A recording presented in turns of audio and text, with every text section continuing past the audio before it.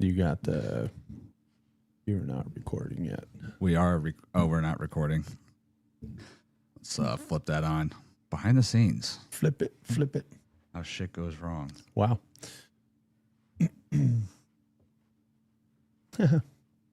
Oh, you know what else I didn't do? I didn't set up the mic. See. So just give us a few minutes here, guys. We're running a little bit behind. I apologize. Bull, we see you out there. He says, such devilish good looks. Oh, thank you. That's my heterosexual boyfriend of 32 years. You wish. I said heterosexual boyfriend. Will you tap on your mic, Christian? Perfect.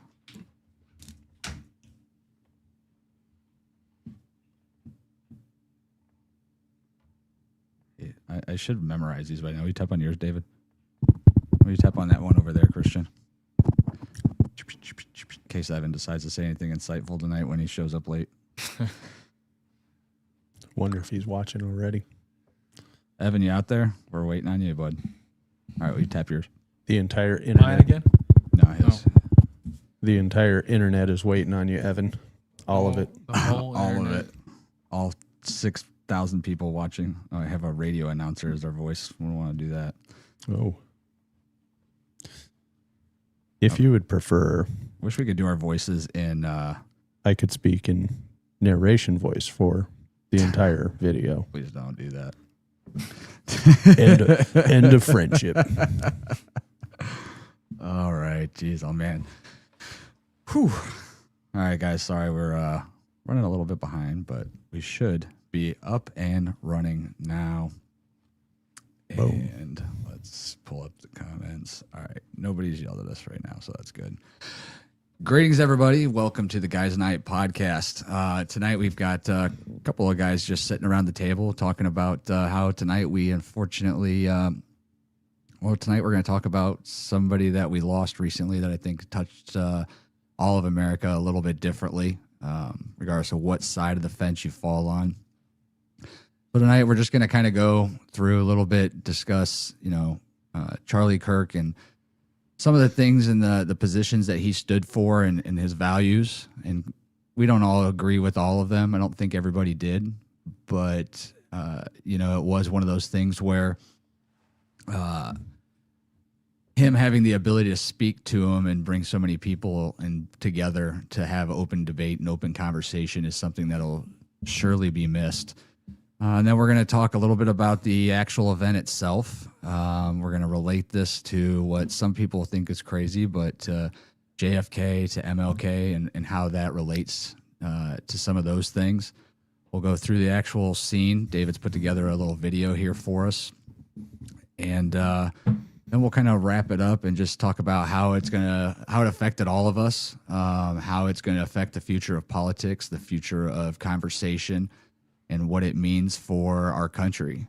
Because regardless of how you felt about Charlie, and it's not just Charlie, it's a lot of the stuff. It's the girl in the subway the other night. It's the politician in her house in Minnesota. It's the shooting at the church. It's just all these different things that are happening because we've become so politicized and so hateful towards each other. And we'll talk about what that means on one side versus the other. I mean, we talk about the left and the right. And, the left pretends to be super empathetic. They feel that all human lives matter. They talk about how important it is to, accept everybody. But I think you can see that just how the reaction of something like a George Floyd took place and what that brought in versus how, things are being handled today. A lot more mourning and actually sadness. I think we'll start. We'll kind of go around the table. David, I think you've got some things to start off with. So why don't we start with David, and then we'll go on to Christian, and then I'll wrap up this, and maybe by then Evan's back, and he'll have something super insightful to say. He better. Yeah. Sad day yesterday. Big news day today, and a big day overall. It's September 11th, of course, 24th anniversary. Almost forgotten. Not forgotten, but overshadowed. Definitely overshadowed. Yeah. Where were you guys at before I kind of go into my thing? Where were you guys at September 11th when you got the news? I was in the hospital. My wife just had her C-section, so she just gave birth to our baby boy Elijah. So no, September 11th. Oh, where today? Yeah. Oh, No, back in 24 2001. years. Oh. I was like, wow, you're Wow. better preserved than I am. If I thought you were talking about yesterday when Kirk. My apologies. Well, congratulations on thank that. you. First of all, Congratulations Thank to you. that, my dude. In 2001, I was in third grade. that seems I was okay. not having a kid. Well, I was. Just kidding. I was already pulling out in third grade. But I don't remember a whole lot from that day other than them stopping class and we were kind of watching the events unfold after it already happened. They turned on the TV and were showing us the news and stuff. And being that age, you don't really know what's going on. So I wasn't like emotionally connected. I don't remember being super emotionally connected to it so much at that age. So Yeah. And Will, I know where you were, but you should share. Yeah, it's funny because yesterday was my buddy's birthday, Brian. He's out in Oregon. We served together in the military. He just retired a couple of years, so shout out to Brian. Happy birthday, my dude. But Brian and I actually were in Kuwait.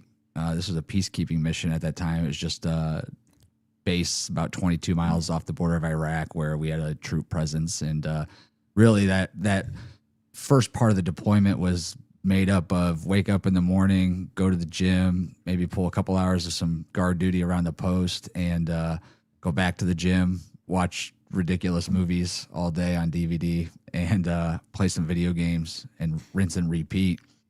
And we had somehow shown up late to formation or something, and we got stuck on chow duty. So him and I got to go get chow, which was dinner over there at that time. And we're on our way back and we pull in with all the food. And usually when you pull into the food, like every smoking Joe in town is like ready to like chow down on some crappy army food. And nobody was at the chow line. We're like, what the fuck is going on? And we open all this stuff up and we're like sitting there like, what the heck? And then somebody comes out and they're like, dude, we're going to fucking war. And I was like, what are you talking about? They're like, they just bombed crashed a plane into the Trade Center. And then they crashed another one, like, as we were sitting there talking about it.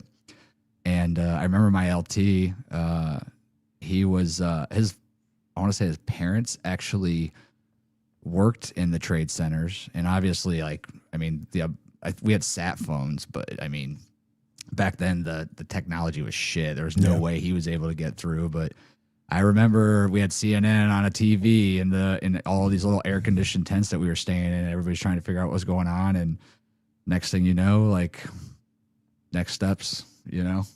So yeah, that was a crazy day. September 11th was something else. Indeed it was. Yeah, I was, I lived in Southern California at the time. And so 3 hours behind. So it was very early when it hit there. And I woke up. My pager was going off. Wow. And I turned the TV on just as probably within 3 or 4 minutes before the second plane hit. And so a girl I was with at the time, of course, she was already up and kind of getting ready, and she was freaking out. She's like, oh my God, yeah, a plane crashed, like a Cessna or something. And I'm looking at it and it's like, you know, I'm a licensed helicopter pilot and like, you know, I'm getting ready to leave to work. Not that day, but, you know, looking at this thinking that's not a Cessna. And then, oh, here comes another airplane. It's like, oh, this is not an accident. So like even before they were saying it, was like, okay, now I'm awake. And in Southern California, everything just came to a stop. Everybody was freaking out.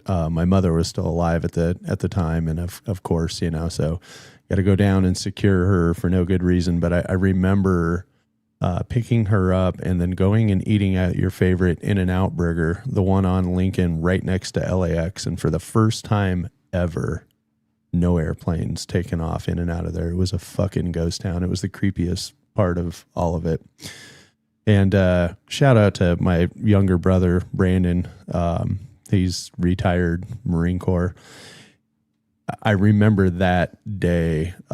He had already enlisted. That was his plan after high school. Is he was going to he was going to go in as a reservist, and so he had already I believe he had already completed basic at that point. And that day that happened, it's like, well, he's getting fucking deployed, and sure as shit, he was gone. But yeah, it's still kind of an emotional day. Obviously, more emotional for those in and around the areas that were affected around New York, and of course the Pentagon, and out in Shanksville. Shanksville. Sorry. Yeah, dude. So, I mean, obviously a long time's changed from that, but we talk about the impact that had. And it's crazy because at that point, and it's brought up quite a few different times on, that's probably the closest as a country we've ever become to fully united, to where, I mean, it was American flags in every driveway, American flags on every car. Everybody's just nicer to each other. It goes without saying, there was also some other stuff that necessarily wasn't the greatest. I think if you were of the Arab speaking, then you probably got looked at twice, unfortunately, but that's just more fear than it is anything else. I don't think it was a hate. I think it was just a scared feeling that people had. But yeah, so let's fast forward to yesterday. We talked about what did Charlie Kirk stand for. We skipped the intros there. Oh, I apologize. Well, rewind it. All right. Well, David, why don't you go ahead and start off? Yeah, I think it's important. I mean, obviously we have a lot of regulars who watch us, but especially with everything you were actually just talking about, with as polarized as the world is right now, it'd be lovely if just magically we could all feel and treat each other the way everybody did following a catastrophe like that. But that's just not the world we're in right now. Very tribal and everything out there. But so I thought it'd be important, especially we're going to talk today about somebody who I'm really fond of, and I would say I agree with probably maybe half of his platform, which is okay. You don't have to agree with somebody wholeheartedly on everything. And so I think just, so our audience sort of understands our own positions on some of the things we're going to talk about. And I don't know, I think I think in the spirit of Guys Night podcast, like, you should be able to speak about your differences with any of your friends at any point and everything. And we're all different. Yeah, we have things in common, but we all have different eyeballs to see and experience the world out there. And so, anyway, so, with that said, today we're all going to share some opinions, and we're going to share them very candidly. But,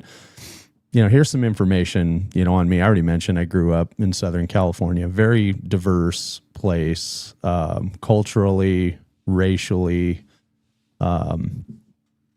Grew up with a father who was in the military, very structured, very Republican, not conservative, but Republican.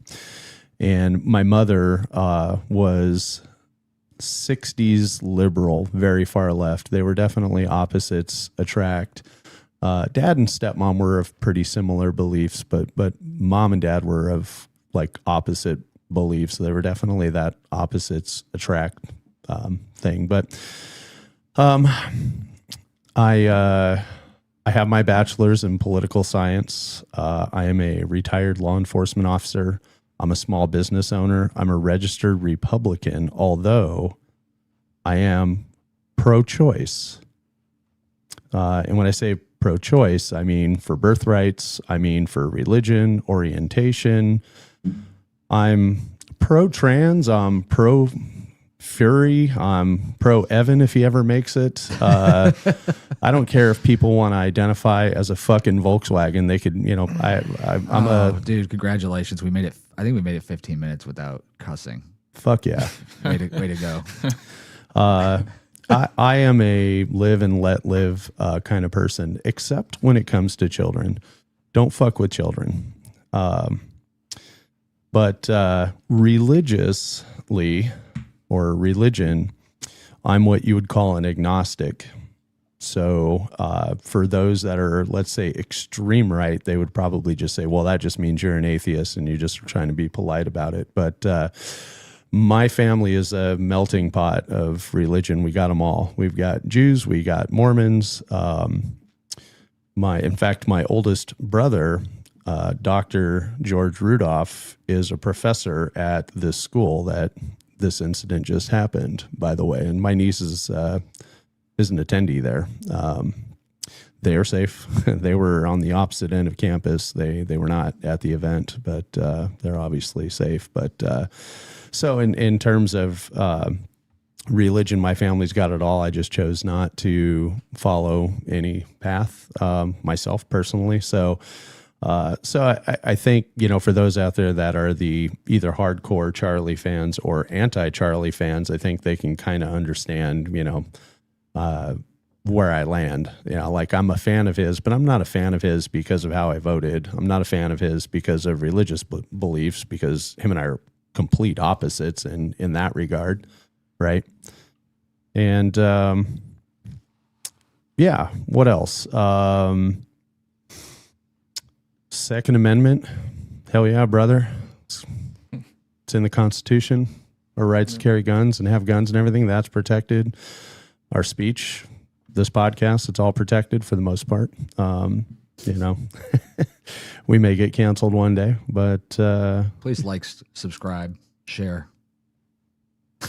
That's right. Oh yeah, we got to add that in there before.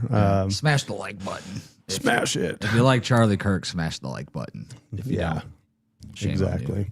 Yeah, and so we'll get into the video later on stuff. I think that's important. I think we agreed we're not showing the actual video, right? We're gonna. I have a redacted version of it that I think we'll talk. I don't know, man. That stuff's still brutal.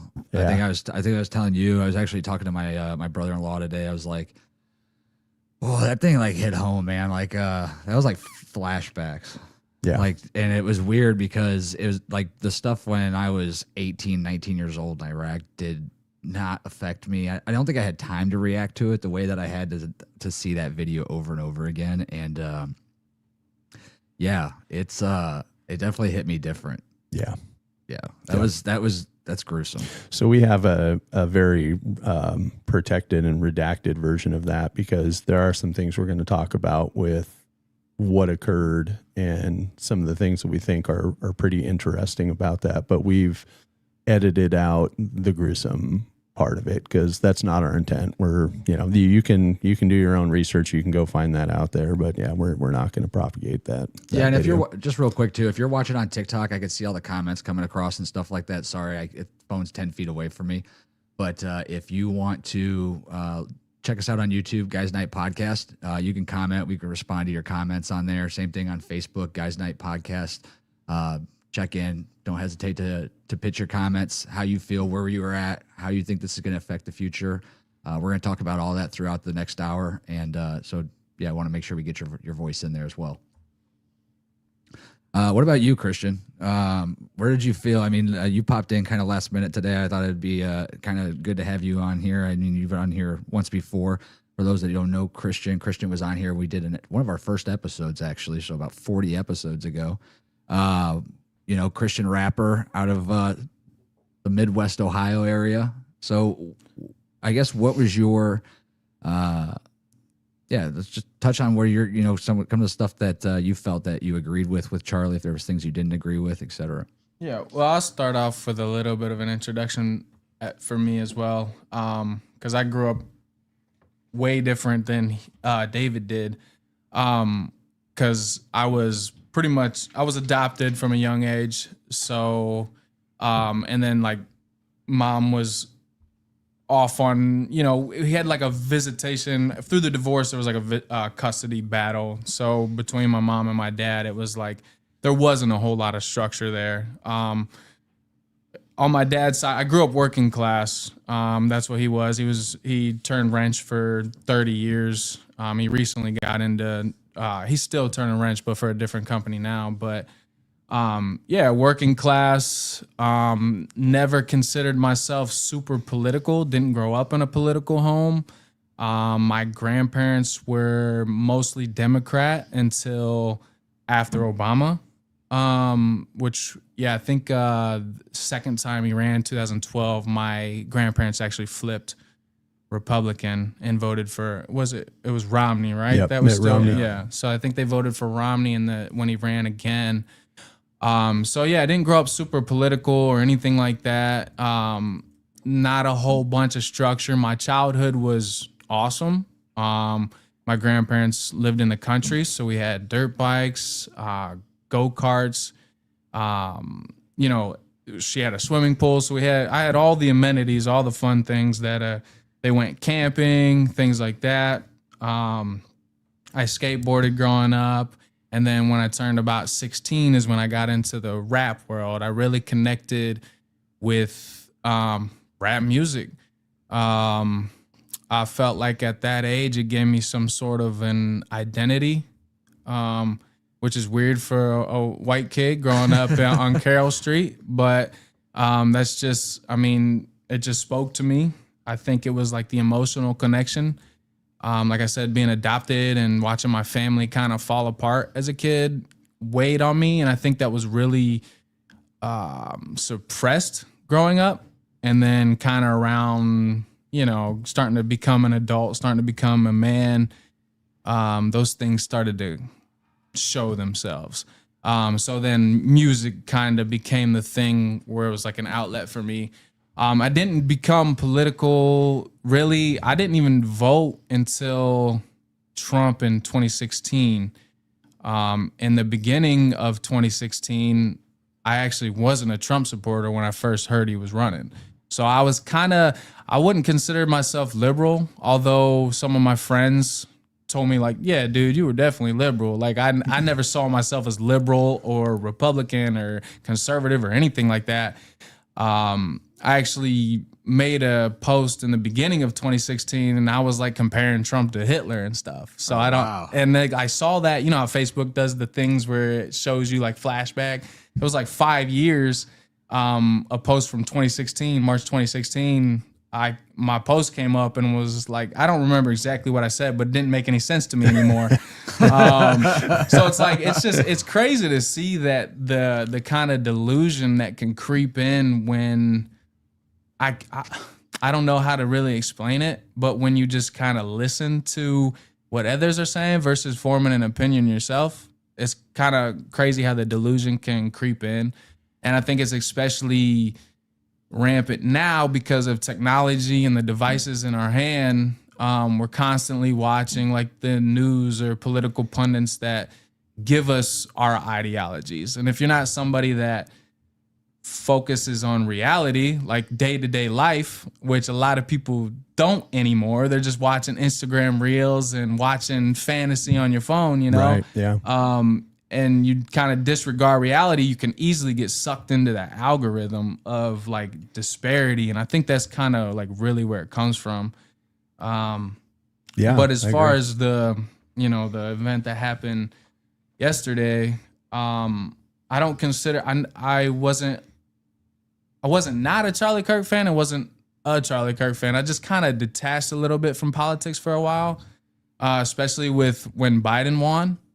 When Biden won in 2020, I found myself kind of like unmotivated to engage in politics anymore because I thought that election was a sham, really. I don't think like we watched I don't think that election had a whole lot of integrity to it. So I kind of detached from politics for a while. I was still kind of paying attention, but it felt like it was almost pointless. Like they were just going to pick who was going to run our country, regardless of who we wanted to run our country.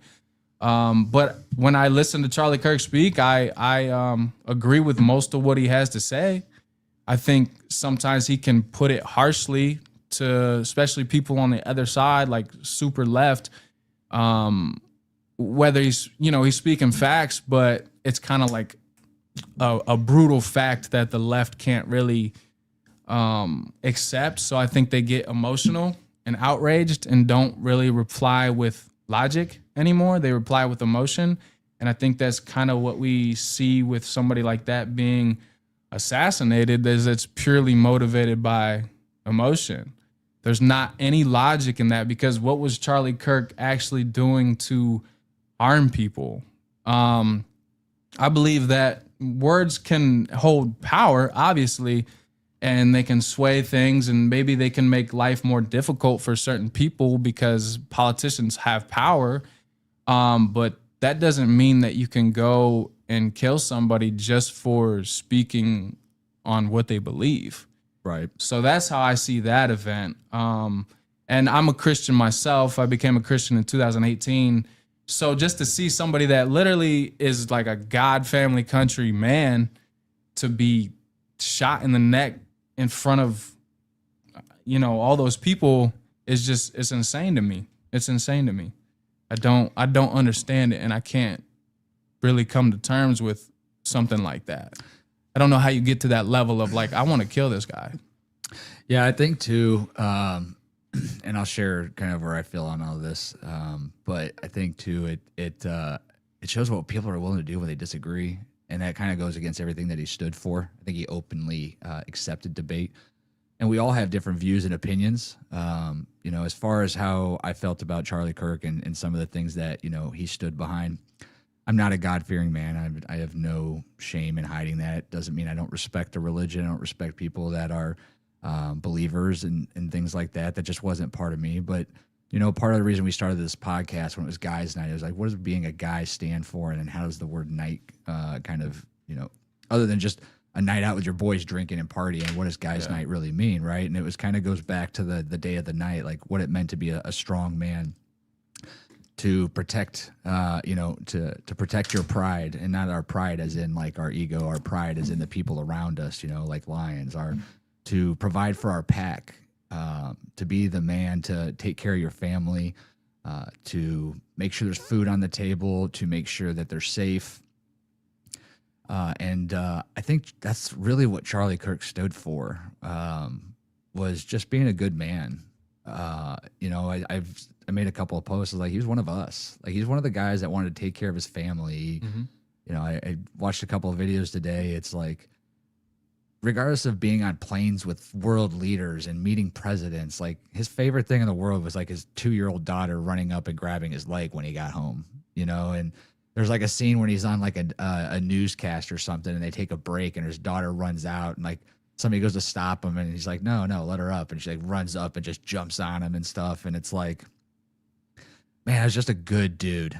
And I think that's why it hits the hardest is like, I didn't know Charlie Kirk. I didn't watch all his videos. He was obviously incredibly intelligent. For anybody that was able to recite as much as he was off the top of his head, like to come from no college degree, he went to high school. He started a Turning Point, I think at 17. Yeah, 17 or 18. To engage what so many people have written off, right? The youth of today, he encouraged debate with them, regardless of their side of the aisle. And yeah, you could say he could come across tough to somebody, but I think I'm told that all the time. I speak too harshly. I'm too direct to the point, and it's like some people just don't. They just speak in bullet points because it's the way that they communicate, and most people aren't able to have a conversation with somebody like Charlie and disagree with him because they don't necessarily know all the facts, and they just get angry that he does, and they shut down during the debate. But the way that he spoke to all these young kids, I mean, I think this was the most 18 to 24-year-olds to vote in an election in the history of all of our presidential elections. Regardless of who kids voted for, it meant that like they were engaged in what was going on in the world today. And this guy was going to college campuses and just sitting there and talking for hours in fucking 100-degree sun sometimes to 60 degree, 50 degrees with rain. Like, and the people lined up to talk to him. And it wasn't necessarily because they wanted that second to debate him and maybe get popular, but it was also because, I mean, just look at the fact that it's so hard to get people off their phones for 5 seconds to have a conversation. Yet when you go to those, like, People are just engaging. They're watching. They're listening. They're talking. They're probably going home afterwards to their dorms or whatever, and they're talking even more about what they heard. And what he did and what he stood for was amazing. He cared about his family. I mean, ultimately, we talk about him as somebody who's political, but he was a father. He was a husband. He was an innocent person. And no means has he ever called for violence. In no way has he ever conducted violence towards another person. We witnessed a man who, because he had an opinion different than others, or because he was on a different side than others, somebody thought that they should end his life and take him away from his kids and his wife. And, you know, a conversation my wife had and I had about it is that's on the internet forever.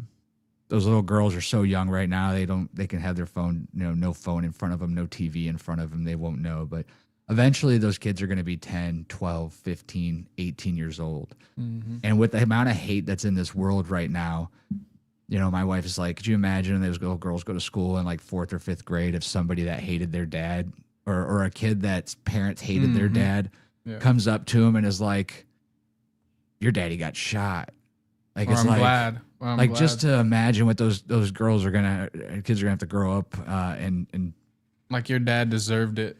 Type. It's just awful. Yeah. And they'll never understand why. It's not like they're gonna look at their dad and be like he was a soldier in a war, or he was, you know, a violent criminal. They're gonna look at it as like, I don't understand. My dad loved Jesus. He loved his family. He loved talking to people. He was generally kind, and somebody decided to end his life, which is awful. Now, as far as his beliefs, like I said, I'm not a diehard Christian. I'm not a God-fearing man, but that's where we kind of, you know, none of his arguments that were based off of Christianity or God was going to be something that I followed through. It was more so like a lot of the stuff that I followed through with was just because I believe that it's good morally. Like all the things we just talked about.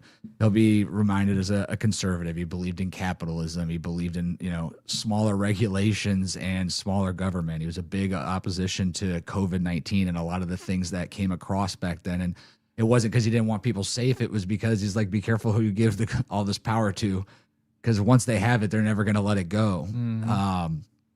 He was there for, you know, strong nationality. He wanted to take care of our country first. He wanted to take care of the people first. He believed in things like tariffs in order to create a stronger economy. He used arguments like everybody has tariffs against us, and people will debate on him on all that all the time. But you know, he believed in having religious freedom. He believed in you having the right to believe in yourself and whatever you are. He just didn't think that if you believed you were a man and you were a biological woman, then you should be in the opposite sex's bathrooms or playing against the opposite in sports.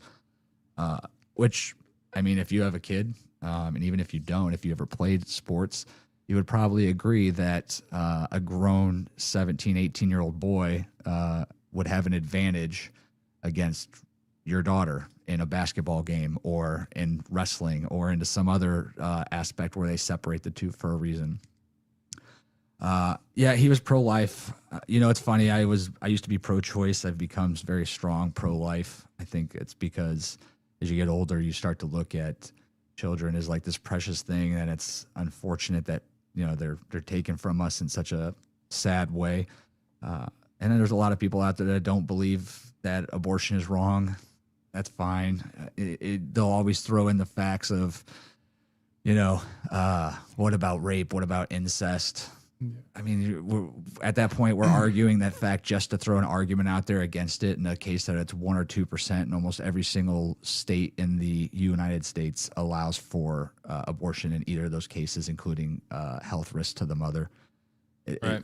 And they take and for all those women out there, especially that are pro-choice and want to argue that point, they're quickly there to hold the man accountable to the child support and give him no choice in the matter when it takes two to make these beautiful children. And too often we say it's only, you know, up to the woman on what happens. And I don't agree with that. So I'm very strong pro-choice. And then, unfortunately, one of his biggest beliefs is what ended up getting him killed, and that was the defense of free speech. He was always on the opinion that everybody should have a right to speak, regardless of what side of the fence you fell on.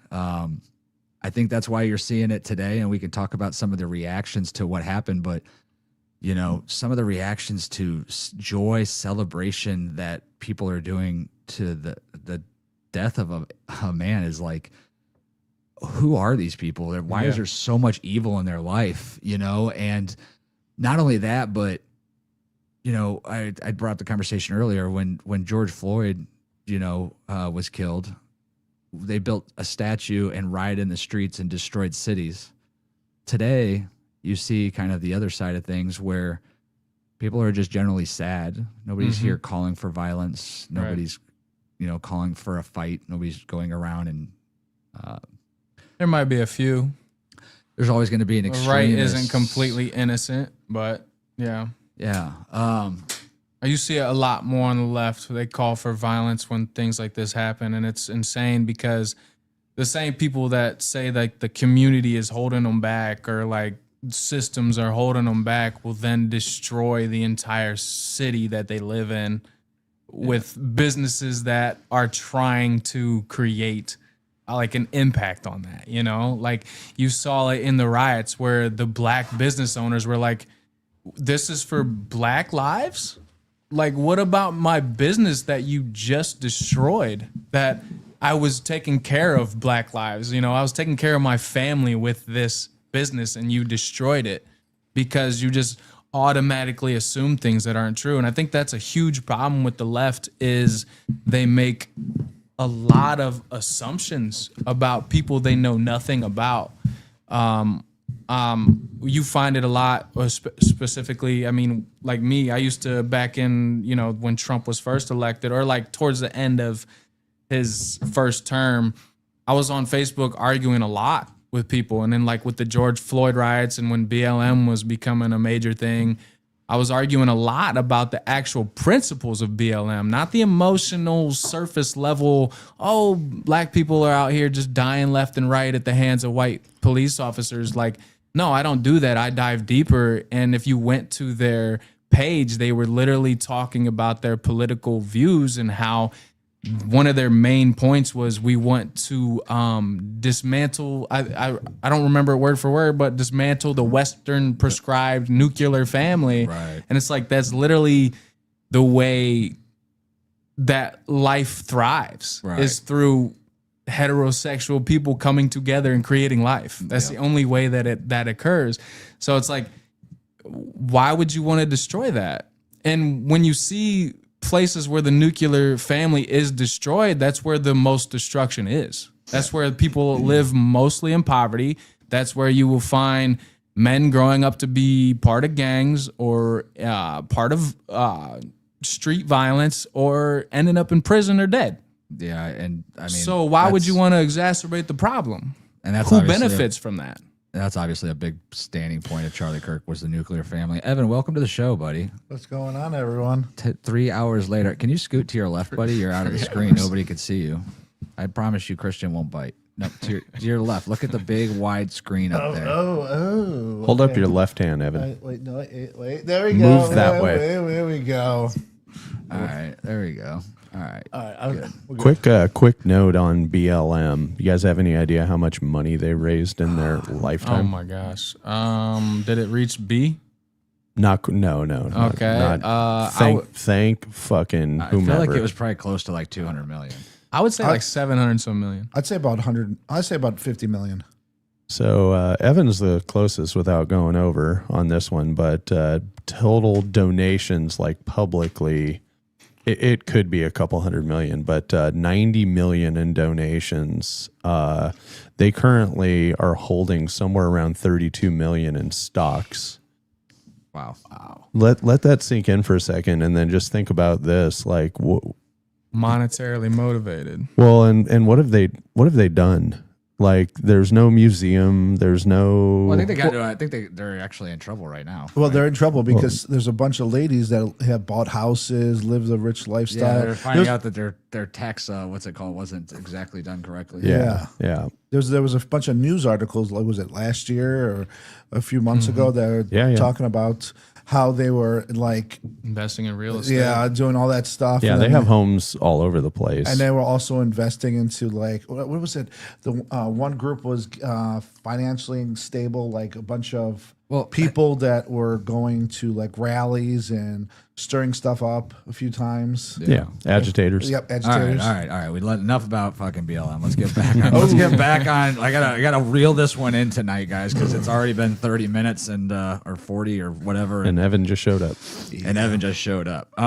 All right, so kind of talked about all his beliefs and things that we spoke about. So let's talk about where you were when you heard the news and what that kind of triggered for you, and then how you've kind of gone around since then. So I guess we could go back to you, David, since you started the roundtable off last time, and we'll end with you, Evan. We did not get a chance to hear your beliefs because No, you're good. You're good. You're You're good. late. Yes. I'm not sure. Well, yet. Work.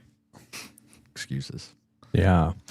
Well, I was working from home and had just finished a couple of things related to the quote unquote day job. And I then moved on to some video editing. And while I was in the middle of that, I've got a couple of group texts that I'm in that are former law enforcement guys. And the first one came in probably about 20 minutes after the incident, and it was like the equivalent of a Signal 99T or potential terrorist attack alert at that level, which means send everything. Like some departments will call it like a 999 or whatever, but like it's basically an all alert. Everything that's available needs to go here, like possible terrorist attack.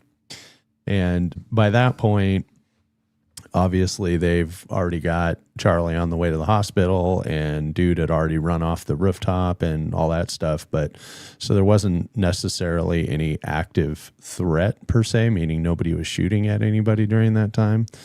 And then within probably about 5 minutes after that, I think is when videos started popping up in the usual places like X and other places like that. And so, another good buddy of mine then shared that video in that group chat. And then so I knew it was going to be taken down. So like I immediately captured that and started looking at the video and everything. So then I was just completely armchair detective investigating this thing because I was stationary and watching it. So we'll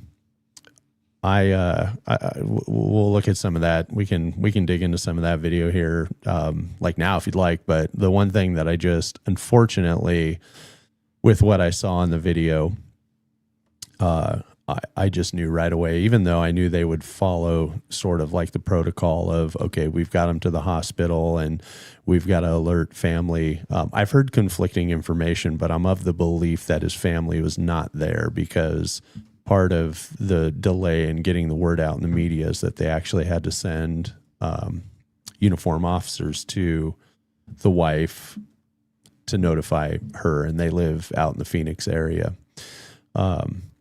But during that time, I was looking at it. The only sort of solace in any of this is that he did not suffer from there's all sorts of debates about the shot and what exactly happened, and I'll share mine. Again, it's an opinion. Feel free to send your hate mail directly to me if you disagree. I'm okay with that. I'm just very candid to say it's an opinion. I'll show you some information that supports my opinion, but We're gonna get to all that stuff. yeah. But in the short term, yeah, I just I was immediately really sad. It was difficult. It was emotional. I don't even know the guy. And even just sitting here talking about it, like I can feel like the emotions creeping up. Heavy.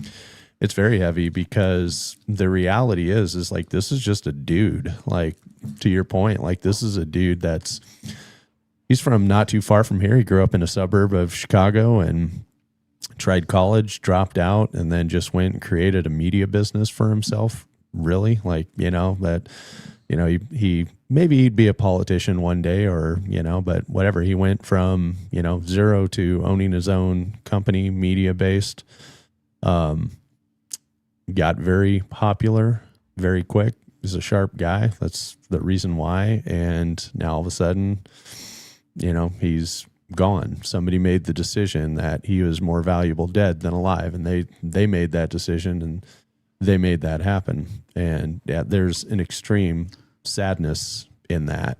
No matter how you vote, no matter what color your skin is, or whether you have a dick or a vagina, it's all sad. There's no argument any sane human being on the planet could make to say that's a good thing that he's gone. Evan, what about you, brother? About my thoughts about him. Well, just where were you at? What was kind of your reaction? Oh, I was mid driving. Actually, David was the first person to text me about it. Well, it was actually the group text, and then I had a bunch of my friends start sending me messages, snapshots, different things about. He's like, "You know this guy, the Changed My Mind guy?" And I'm like, "Yeah." And I've seen a bunch of his videos. I've seen him live, talk to. I've literally seen him at a college. What's it called? At Ohio State. Oh, really? It was like 4 years ago. He was at a table. I was never able to get up front and stuff, but I walked past him because I had a few friends in OSU, and they're like, "Hey, this guy's coming down here. You want to come down here and we'll hang out?" And I'm like, "Okay." I've seen him. I've seen him live. Never talked to the guy, but he had some very interesting videos. But where I was that day was I was making sales calls. And David texted me, then a few friends, and I was just like, I can't believe he got assassinated just for his beliefs and his opinions. Yeah. And that made no sense to me whatsoever at all. I was just like, but my friends were still talking about the girl that got stabbed a day before that. Right. I was like, what the hell's going on? It's like it just surfaced. She was actually killed on August 22nd. Yeah. Yeah. I'm like, what the actual hell's going on here? And then the school shooting that day too. Yeah. I'm just like, and then today, another school shooting. Was that Denver or?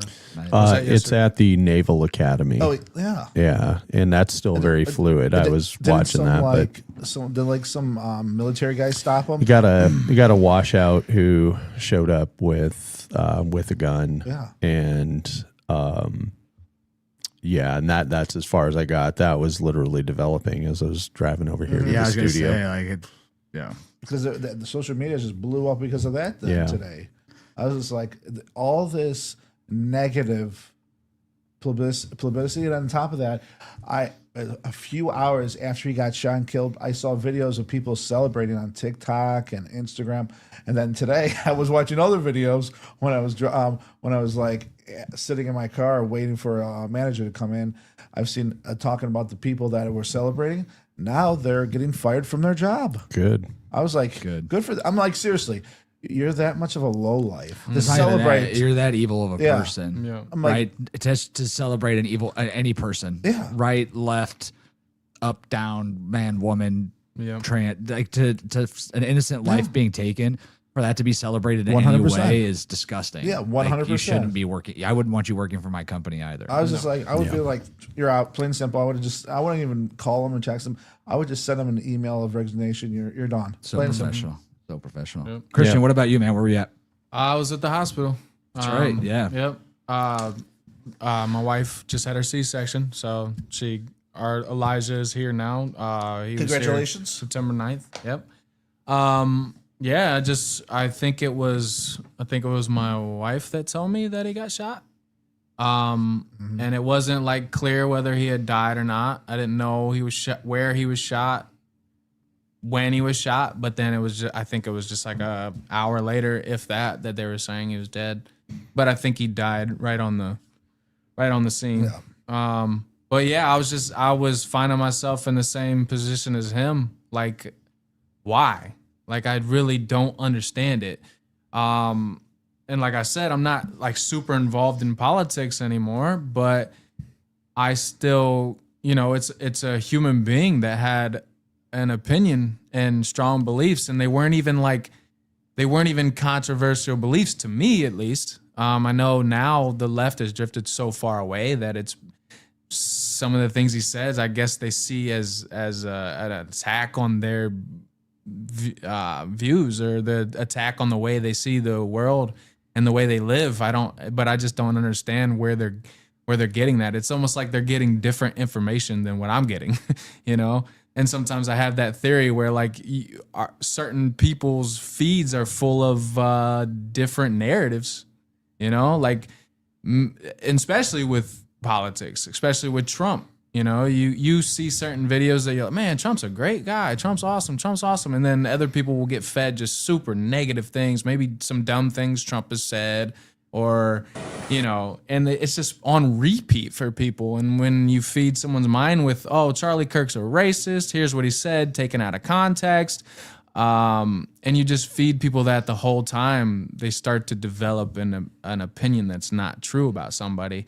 And that's where you get people that celebrate something like that, because like we believe in the Second Amendment. Well, I think everyone sitting here at this table 100%. Believes in the Second Amendment and probably believes in self-defense and maybe even the death penalty for certain people, like the guy that attacked the Erna Zaretsky. Or Zaretska. Oh my God. So like, you know, we believe in punishment. So it's not to say that like death in of itself is like a tragedy for most humans, but it's like when someone doesn't do anything to warrant it. Like if someone breaks into your home and is about to attack your family, then it's like, yeah, you know, and most of us wouldn't want to kill that person, but we would do what's necessary in that situation. But when you're talking about somebody just sitting up there sharing their views and not harming anybody, not threatening anybody, and just being killed for it, just doesn't make any rational sense. Yeah, real quick while you're on, I had Twitter up. This is from an hour ago, but this is J.D. Vance helping carry the casket onto Air Force Two, actually, so they could take him back to his family in Arizona. But it's kind of like a surreal scene. Can people watching see this? Yeah, they can see this. So, you know, and it obviously, when it comes to Charlie, like, you know, very conservative in his beliefs. So it's no shock to see that J.D. Vance and, you know, the party's getting involved and whatnot. But, whew, man, where was I? I was actually in your office. I was in my office. I was working, and my phone was blowing up, but I had a lot going on. I didn't have time to actually look at it, and I think I don't remember if it was my wife first or the group text first. It could have been the group text first, and then my wife immediately after, and and it was just like, she's like, Charlie Kirk just got shot, and I was like, oh man, that sucks, you know. And to me, I'm thinking, oh, that sucks, but I'm thinking, like, I'm sure he's okay. Like, she didn't tell me that. She didn't tell me that he was dead. Right. I was thinking the same thing. So I'm like, oh, I'm sure he's okay. Or like, I thought the shot missed or something, like he was shot at when I first heard it. Yeah, I didn't really know. So, sorry, I'm just moving some stuff around here. So, yeah, I was a little shocked. I was like, man, what the fuck? So after that, I read David's text, and then I was like, I got to find the video or see what's going on. And actually, the first video I saw was the video of the shooting, but I think it was Alex Jones, and it was like, I hope this is AI. Yeah. Or it might have been somebody else. And they're like, I hope this has got to be AI, but I hope Charlie's actually okay. And it was the shot. And like, I saw it, and I was like, oh, it's definitely AI. And then I pulled up another video. I think that was Alex Jones, and it was like this video. And then I saw another video, and for anybody that's been in war, the way that you see people killed during battle and things like that, through grenades, through bombs, through gunfire, because you're in the active, like, emotionally engaged, you see it, you witness it, but I don't think that you think about it in that moment. And I think I talked about the first day we crossed over the border that night. Everybody was so tired, and we got like an hour rest. Like, we talked about it a little bit, like, holy shit, and then it kind of moved on, right? And then you didn't think about it. I mean, at that point, it just became day in, day out. So when I saw that, I was like, it was worse than that. It hit like a thud to the chest, like, just to see that. And yeah, I mean, I think anybody that saw that knew that there was no way he was going to survive that. I left hope open because, you know, some people out there, like Tim Pool had out there, like, supposedly he was breathing and things like that. And some other people were like, oh, he's got a heartbeat. Yeah. but when you lose that much blood so fast, just thinking about it was brutal. So I was pretty fucking upset about it at that point in time. Like, that's all I kind of could think about the rest of the evening. And we had volleyball and stuff like that. And I think it hit me harder because, you know, somebody asked me, and I actually had this conversation with my brother-in-law today, and he said somebody told him the same thing. I was like, I think that hit harder than if, like, it was the president, right? Oh. And it was more so because I looked at Charlie, like, even though he was bright, super smart guy, involved in all these debates, traveled all over the country, knew presidents, knew all this, he was like a regular guy. Right, he was just like a guy like us. He wanted his family. He enjoyed communicating, enjoyed talking, but he wasn't anybody that thought he was better than everybody else. He wasn't any of that. So when it happened, I was like, I think it hit harder because of that. And I actually told my wife last night, I was like, the scary part about this is that somebody thought it was okay to do this, which means that same person or any other person could also think that it's okay to see a guy with a crew cut and an athletic build and assume that he's a conservative and can just shoot a guy walking down the street, right? That's really how I kind of compared the two at that moment. This morning, though, was different. It seemed like it wasn't real. Like, I was like, there's no way this happened, man. Like, it's just... and we're going to talk about, you know, comparisons historically, but... I was like, man, this is a guy that was more liked than hated, I thought. And I saw a video, and it was like a 13-year-old girl that asked Charlie a question like years ago at a conference. And she asked, like, you know, in a world full of so much controversy and all this, like, how can I be like a great person? And talked about courage, like always have the courage to, you know, believe in yourself, to share. And like, it was one of those TikTok videos where like it starts off with him talking towards this little girl, but then it starts to show like clips of like him hugging his kids or him like with his wife walking through the woods and stuff. And I'm like, holy fuck, like crying like profusely for like 10 minutes. I was like, oh my God, like I got to go wash my face out. Like I was like disturbed, like doesn't even begin to announce how I felt about it. And I was like kind of shocked because I was like, I don't even know this dude. Like, I feel like I'm crying over I lost a brother or a friend or a family member. I was like, I don't even know this guy. And I was like, it all just comes back to that. Like, it just doesn't feel real. Like, what did this guy do to deserve this?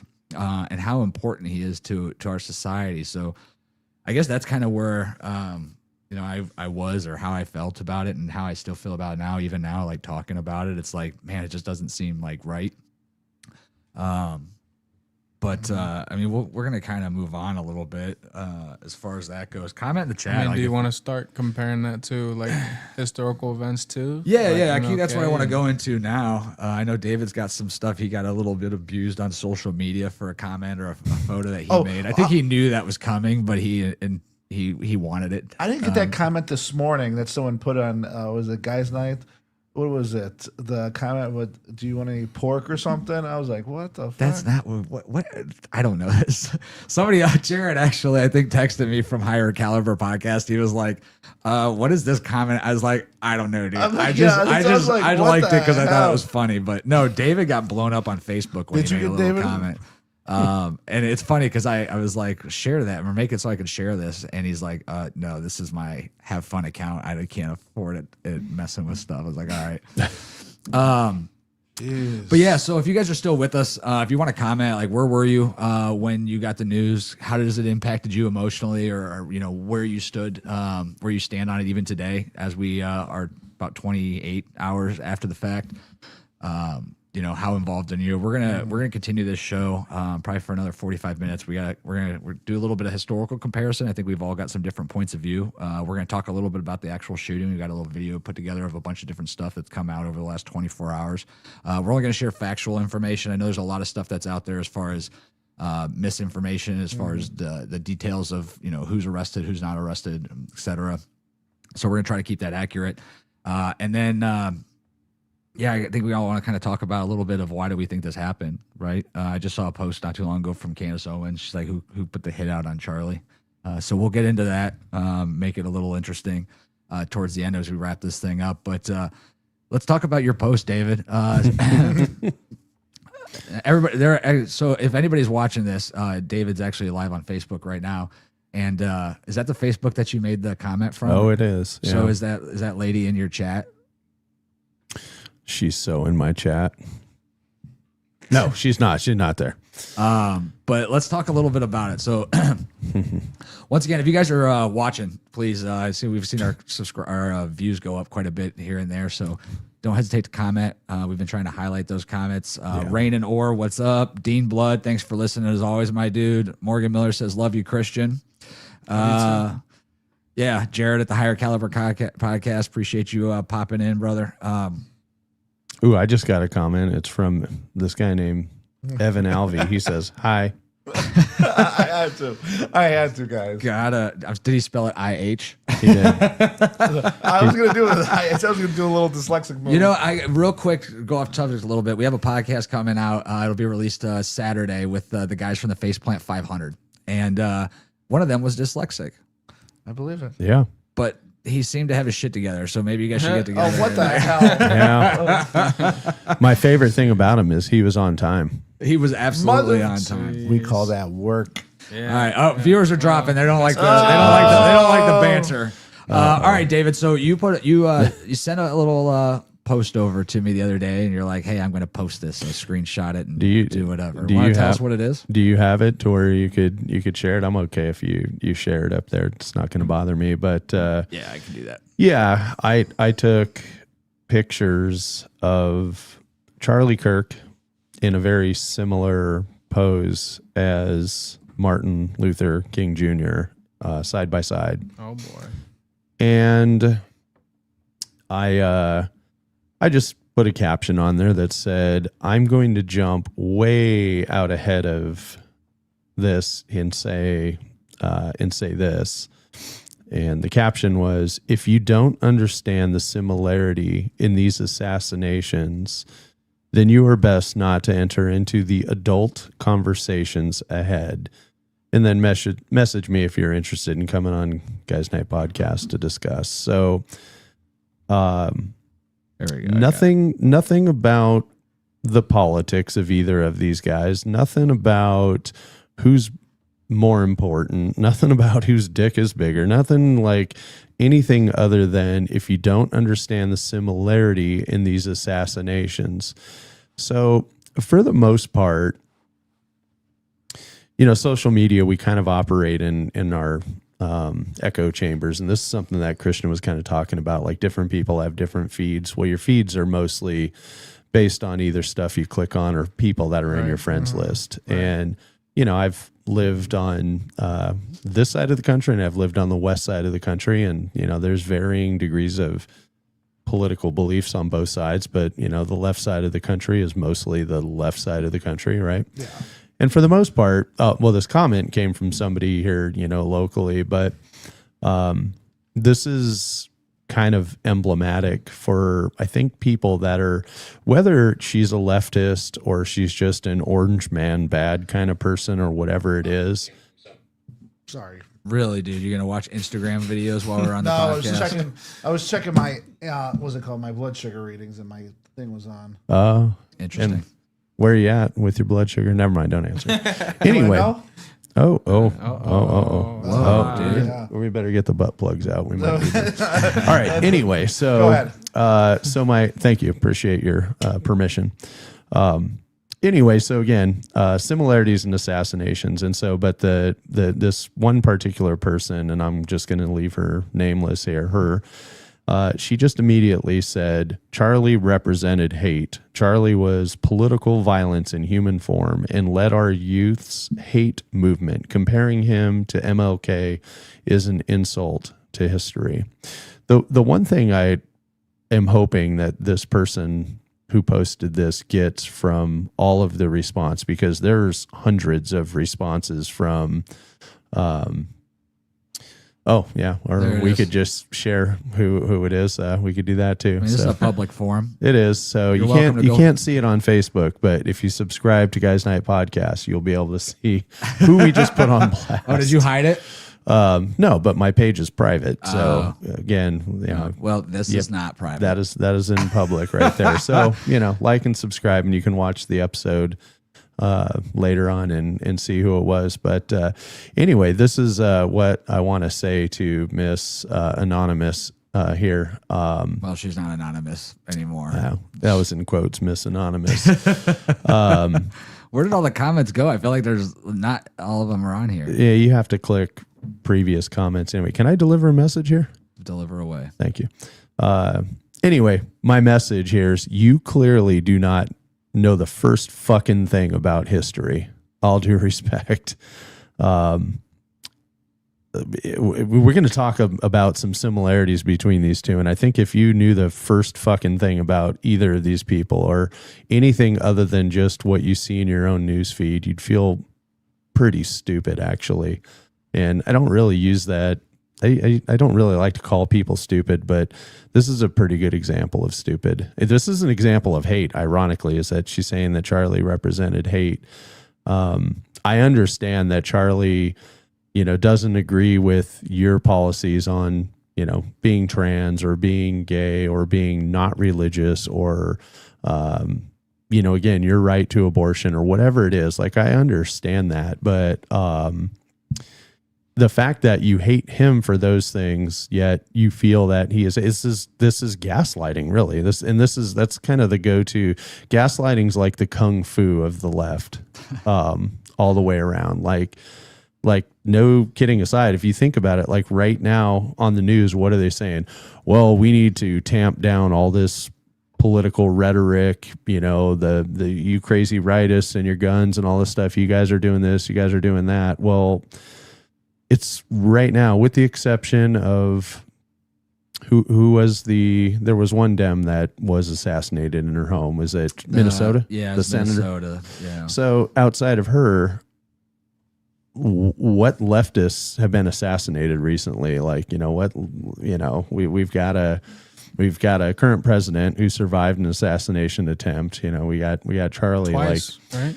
Right. So yeah, I mean, this is why I say it's like, we got some real life gaslighting here, like, and it's all over the place. They're the ones, we need to tamp down the rhetoric, we need to do this, we need to do that. And at the same time, they turn around and it's like, oh, this guy represents hate. This guy is Hitler. This guy is worse than Hitler. This guy is Hitler times a million, and all of these things. And like, at the same time, it's like, we need to tamp down the rhetoric. Okay, well, if tamping down the rhetoric is, okay, this guy is a lot like Hitler, I'd like to know, like, what do they feel is above that? Like, what could be above that? But anyway, anything less hateful than that, probably they want to get rid of. Obviously they shot Charlie Kirk for trying to be more inclusive than them. You know what I mean? It's like division is what they want, or like the Hitler thing is that's the narrative that they want. So anything that's less than that narrative is what they actually want to be tamped down. You know what I mean? Yeah. Well, I think I don't think they want anything tamped down. That's my point. My point is that, and actually, it's, I guess, just to rewind back a little bit, when you were talking about, was it your grandparents or your parents that jumped from Obama to Mitt Romney? Grandparents.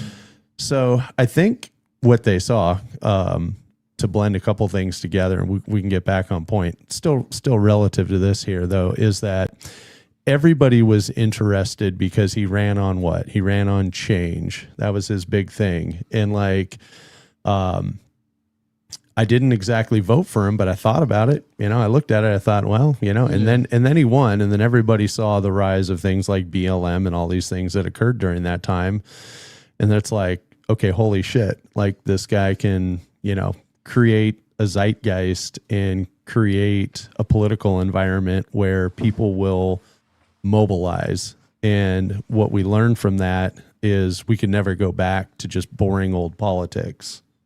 And that's really the strength, actually, of Charlie Kirk, is that, he opened up not just for the conservatives. He opened up. He opened up for everyone. Well, religion, guns, history, everything, anything and everything. Be that as it may, that's not what I mean. What I mean is that just probably not as many conservative voters.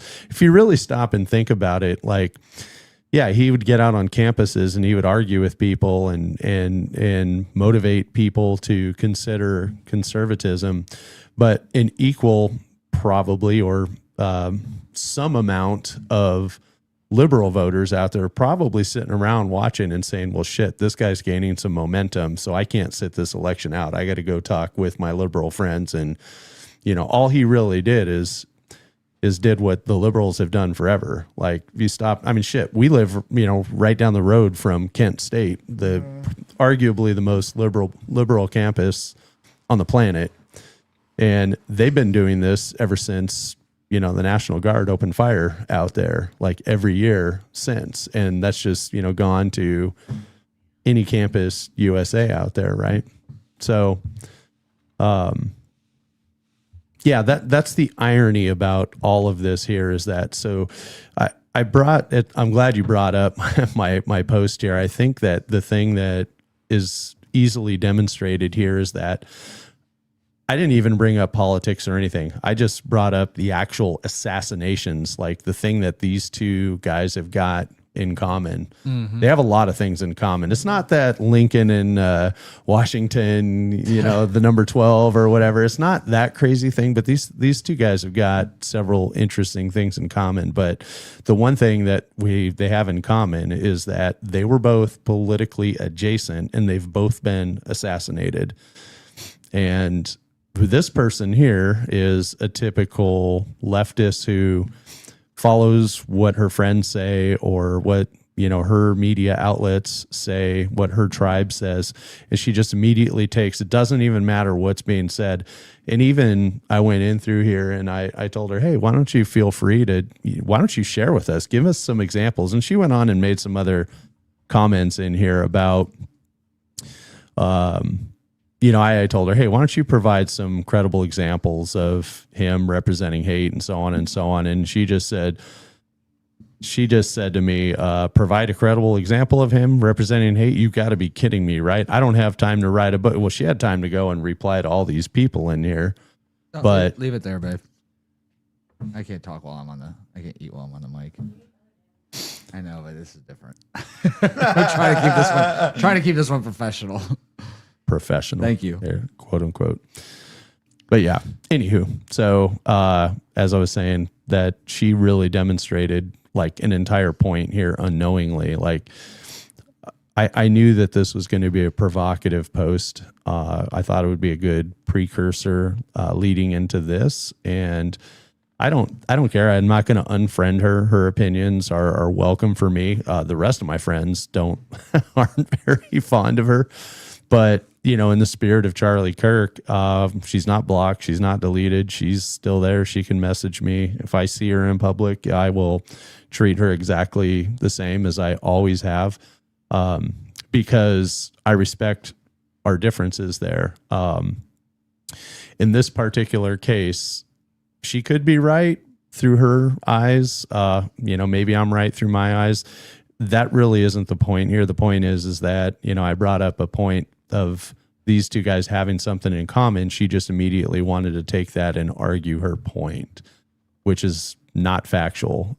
She could not post anything beyond that would actually support what she had to say. So, well, let's actually dive into that picture a little bit more. So this is interesting. And we're going to compare it to some, I'm interested in your guys' points of view too, and some comparisons. Mm-hmm. I want to get into a little bit of JFK comparison because I actually think this is closer to JFK than MLK. But I wanted to be prepared for David's comparison and see why. So I thought I would ask ChatGPT to give me kind of a rundown. And you're going to find this extremely interesting. If anybody thinks that ChatGPT is not biased, let me just share some things with you that might change your mind. So all I simply asked is, are there some ways to compare what happened to MLK to Charlie Kirk? And I was interested to see what it was going to bring up and what it was going to say. And here's where it started up. Number one, public platform leadership. Both built large followings through speeches, rallies, and mass communication. MLK via churches, marches, and television. Kirk via social media, podcasts, and campus events. Is this MLK or JFK? MLK. Okay. I want to start with MLK. That was your photo first. Yep. Differences. King's activism was rooted in a nonviolent civil rights advocacy aimed at dismantling segregation. Kirk's is modern conservative activism focused on limited government and cultural issues. Okay, Fair, right? Seems like a good comparison and not one-sided. Youth mobilization. Each placed special emphasis on the youth as change agents. MLK organized youth for civil rights demonstrations and voter registration drives. Kirk targets college students. I don't like the way they say targets, but he targets college students to advance conservative political engagement. Okay. To advance. I don't like that either. It kind of sounds like he's trying to force it down their throat, but whatever. He's there on his to push his side of things. Here's where it gets interesting. Influence on national conversation. Both became recognizable symbols or large movement, sparked passionate reactions from supporters. Differences. King's movement sought systematic equality for marginalized communities, where Kirk champions contemporary conservative policy and cultural positions. I think Kirk actually, more than anything, also believed that, hey, look, if you're poor, if you're struggling, you don't have to be. You can get yourself out of this. It takes a little bit of hard work, some elbow grease, but anybody's capable of doing it. He said that in his speech at, I think it was either CPAC or at the RNC. I think it was at the RNC. Yeah, there's a couple of them where he's brought it up into that. He said it like exactly like that must be where they pulled that from. Is that you don't have to. No, that's what I said. I just said that. They didn't add that part in there. Oh. Yeah, they didn't. I add that part in there because I was like, there was also this. Hey, don't plagiarize. Hey, does it bring up MLK's plagiarization to get his doctorate? No. Oh boy! Spoiler alert. So this is one where I thought was extremely interesting. Biased. Both faced strong opposition and were frequently at the center of heated public debate. Similarity. Yep. Difference. The risks and historical context differ dramatically. King endured state-sanctioned discrimination, threats, and ultimately assassination during the civil rights era. Kirk operates in a modern, democratic setting with very different legal and social protections.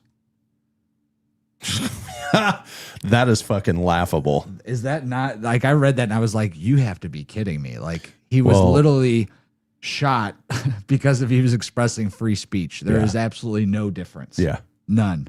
Yeah. In the environment today, I mean, the one thing that's spot on is that, MLK was arrested 29 times. And, he definitely, the racial DNA of the world was much different then than it is now, 100%. But here's what's different today. And this is where the gun nuts or the gun control nuts say, see, this is why we need to get rid of the guns.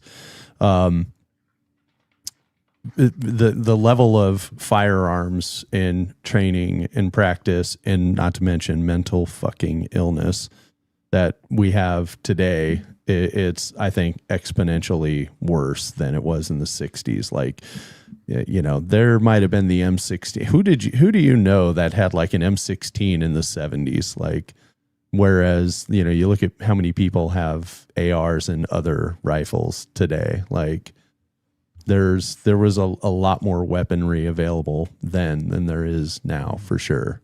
Definitely. Right. Definitely. Victoria commented that not only was it gut-wrenching to watch, but the worst was the horrible comments. The threats towards his wife are disgusting. He's a human being, no matter what you believed. I couldn't agree more. Like, that is one of the shockers afterwards. What about you guys? Comparisons to MLK? You got anything to add to that? Not much. So surprising. Shocked. Evan, I thought you were prepared. I was at work all day. I think they were both extremely charismatic. They were leaders that led through idea, thought, and suggestion and conversation. I think that's where when I draw the comparisons. I also do believe that it was more about involving the youth for both parties, right? For both gentlemen. Like, MLK was extremely involved in getting 18, 19, 20, 21-year-old kids. It wasn't about because he knew that was the only way to make change. Yeah. Right. Similar to Charlie, is like, you don't change the future by changing the people who are currently running the businesses, the regimes, the politicians. Like, you're not going to change anything in the future if you try to change them, because it's too late for them. Right. Yeah. My wife will tell you at 42 years old, it's impossible to change me, despite how hard she tries. Do you at least change your underwear? I do change my underwear. Okay. But if you get an 18-year-old, 19, 20-year-old who's maybe he's had his parents' belief the entire time, instilled upon him, but now he's at college, right? You're encouraged to free think. You're encouraged to listen to other people. I think that was the idea of going after the youth, especially for Charlie, was like, hey, listen, I know like there's a lot of stuff out there, and obviously the youth are, they're around other people, and it's easy to get caught up in what's trending and what's popular, etc. And he did a great job of getting them out there to communicate. And if you watch a lot of those debates, I loved it when somebody came prepared to debate. And then you could see it in their eyes. They might not admit it, but you could see it in their eyes during that conversation. We're like, damn, I didn't think of it that way. And he didn't do it by holding them down and choking them out, right? He just did it by like, no, let's like, okay, well, would you want this? Would you want this? I saw one today. It was, like, I don't believe in, deportation. He's like, well, if you were a king and you had 30 million people enter your kingdom and it was causing food and havoc, what would you do? Or a lack of food and havoc in your population, what would you do? And he's like, well, I would cordially ask them to leave and then come up with a way for them to get out. And he's like, well, that's what we're doing. Right. Yeah. Sounds. So you would do the exact same thing, but you're upset about it. Why? Because it was President Trump that came up with the idea. Right. So it was just interesting. When you go back, if anybody's listened to his any debate, the guy was just so smart. I think that's the other thing that's so frustrated. He was what, 31, 32? Yeah, 31. Like that dude was brilliant. Yeah. And I would have loved to see what the future held for Charlie Kirk. I think you would have seen Not like even qualified to be president yet. And already, Yeah, well, that's what I was talking to somebody today, and it was like that was a 2032, 2036 type president nominee for sure. And we're going to get back into that aspect of things too. But a couple back to the comparisons between the two. There's a couple other things. And hey, audience, I'll say this: big fan of MLKJ. Like, I'm in real estate, and the Civil Rights Act plays a part in today's real estate. So I'm a fan of the guy. I was not alive when he was here, motherfuckers. But big fan of him. And I think, a couple of the things I want to share with you right now real quickly here, you just have to keep in mind that like you have to set aside today's argument of anytime you say anything about, a black person that makes you a racist because, you're shaming somebody, kind of like the comment from our friend here who said, I'm insulting history by comparing these two. No, I'm not insulting anybody here, but here's kind of some interesting things. And I think some of this is, it perpetuates the data that Chat GPT finds. If you just go and open up, even if it's just Wikipedia, and search both of these guys today, and this is the thing about the internet is it could be different tomorrow. It could be different in an hour from now. But today I just happened to compare both of them manually because I had a little extra time, so I didn't use Chat GPT. But what's interesting is when you look at these, of course, Martin Luther King Jr. is presented very well, very, very well. When you go and you're searching Charlie Kirk, outside of everything that pops up in the newsreel right now, when you look at him, then you see a long list of all the things that he's gotten wrong. He's a college dropout, and he supported this conspiracy theory, and he was wrong about Barack Obama. He was wrong about COVID. It's like it's a long list, even just in Wikipedia, which dude was just assassinated, and you would think that they would update that to a little bit more of a celebration of life, but he gets no such breaks. But here's an interesting thing. Here's a couple interesting things, and go do your own research on this. But did you guys know that MLK Jr. avoided the draft of World War II by being allowed to enter into college 3 years early? Nope. I did not know that. Yeah. Most people don't know that. So he... At 15 years old, he was he took an entrance exam and he was able to enter college, thus avoiding being drafted for World War II. So there's your history, Miss Mystery Woman there. You can, go look up some of that history. It doesn't mean that what he ended up doing wasn't important. It was extremely important. And here's another fun fact. So given that he started college so early, he actually got his he actually got his doctorate at I had it here somewhere. Anyway, pretty early on to get his doctorate in 1991. The University of Boston. I see you're smiling. Do you know this already or no? You're geeking out on me geeking out? Yeah, I know what you're going to say, and it's just interesting. So, what am I going to say? You're going to say that after what's it called? He was awarded something to make him a little bit more official. No, that's not what I was going to say. In 1991, the University of Boston determined that he fucking cheated on his doctorate dissertation. He plagiarized. So, but we don't have to talk shit about him. They decided at that point, well, if you just look at how, he's represented in history as opposed to, this guy, yesterday, but right. Yeah. There's a lot of ways that I'm sure a lot of our leaders at that time, because we didn't have, could you imagine if there was TikTok and people were hanging out around MLK back in the day, bro? Right. I bet you would have seen some fucking shit. Yeah. Yep. Real quick to interrupt, I don't know what this video is. I just saw this populate, and I thought that I can only imagine how crazy this is, because this lady is fucking a psychopath, and people fucking. Is that a Ilhan? Yeah, and people voted her into office, which blows my fucking mind. Okay, so, you do that. I gotta pee. All right, you go pee. And too bad you can't keep your headphones on so that you can hear how fucking crazy this chick is. All right, here we go, guys. Let's see what. Oh, I love the sound. Is that, Charlie, what I do know for sure is that, Charlie was someone who once said, guns save lives after a school shooting. Charlie was someone who was willing to debate and downplay the death of George Floyd in the hands of Minneapolis police. I think he called him a scumbag. Right, have no regard, downplay slavery and what Black people have gone through in this country by saying Juneteenth should never exist. And I think, there are a lot of people who are out there talking about him just wanting to have a civil debate. A complete rewriting of history.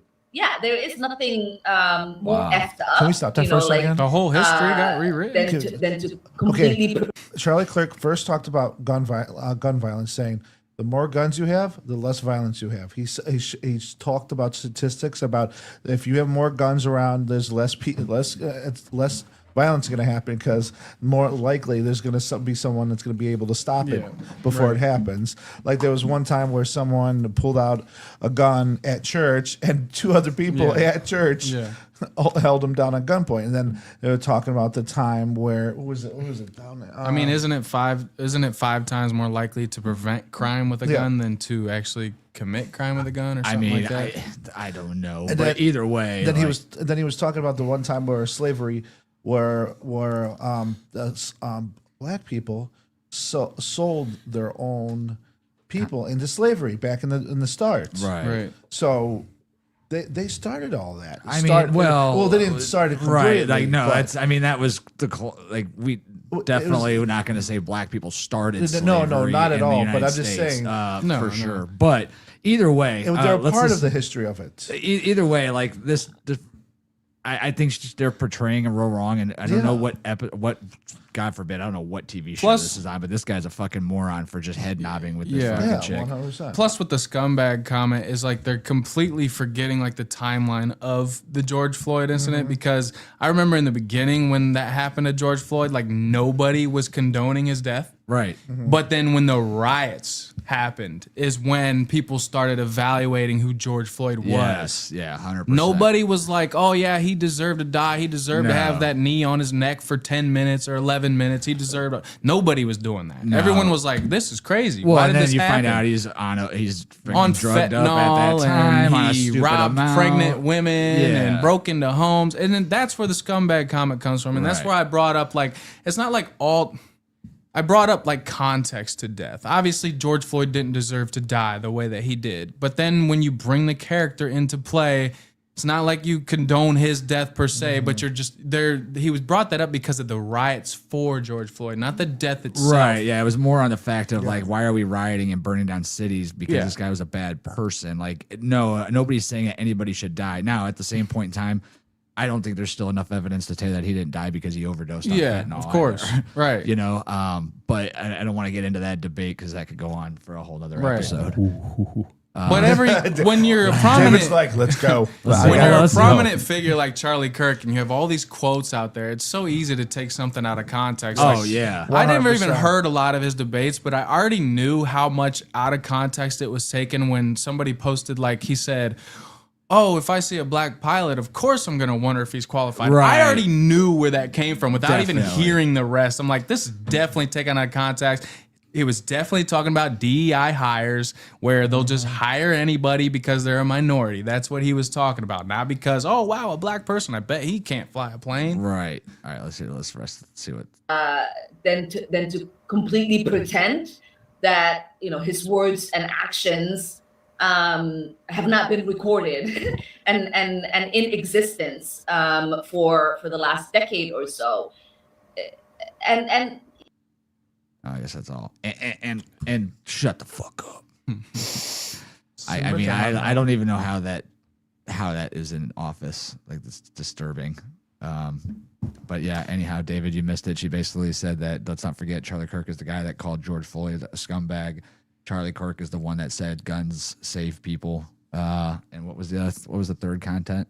It's about slavery. Well, they didn't really like put any context behind that. It just said that he like questioned slavery. Is it really like debatable whether or not George Floyd was a scumbag or not?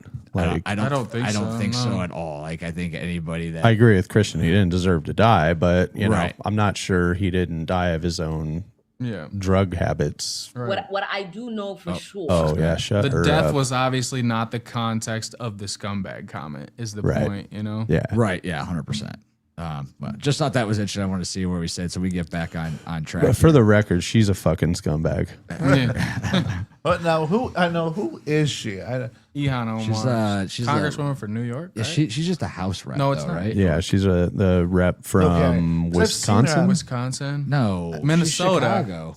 Is it? She's got to be Chicago. I thought I think it's Uh-oh. Minnesota, Uh-oh. man. Look it up. No, it can't be Minnesota. I don't even know how to. because Now you're gonna make me try to spell this fucking name. ILHAN. Iliad. I'm not searching her House on mine rep. because I do not want just Congress. Ilhan Omar. You'll. I'm not searching her. I don't want the Secret Service showing up at my place. I don't think that- Apparently, I didn't. Oh, there you go. American politician. Oh, you were right. Minnesota. Motherfucker. Cool. Minnesota's 5th congressional district since 2019.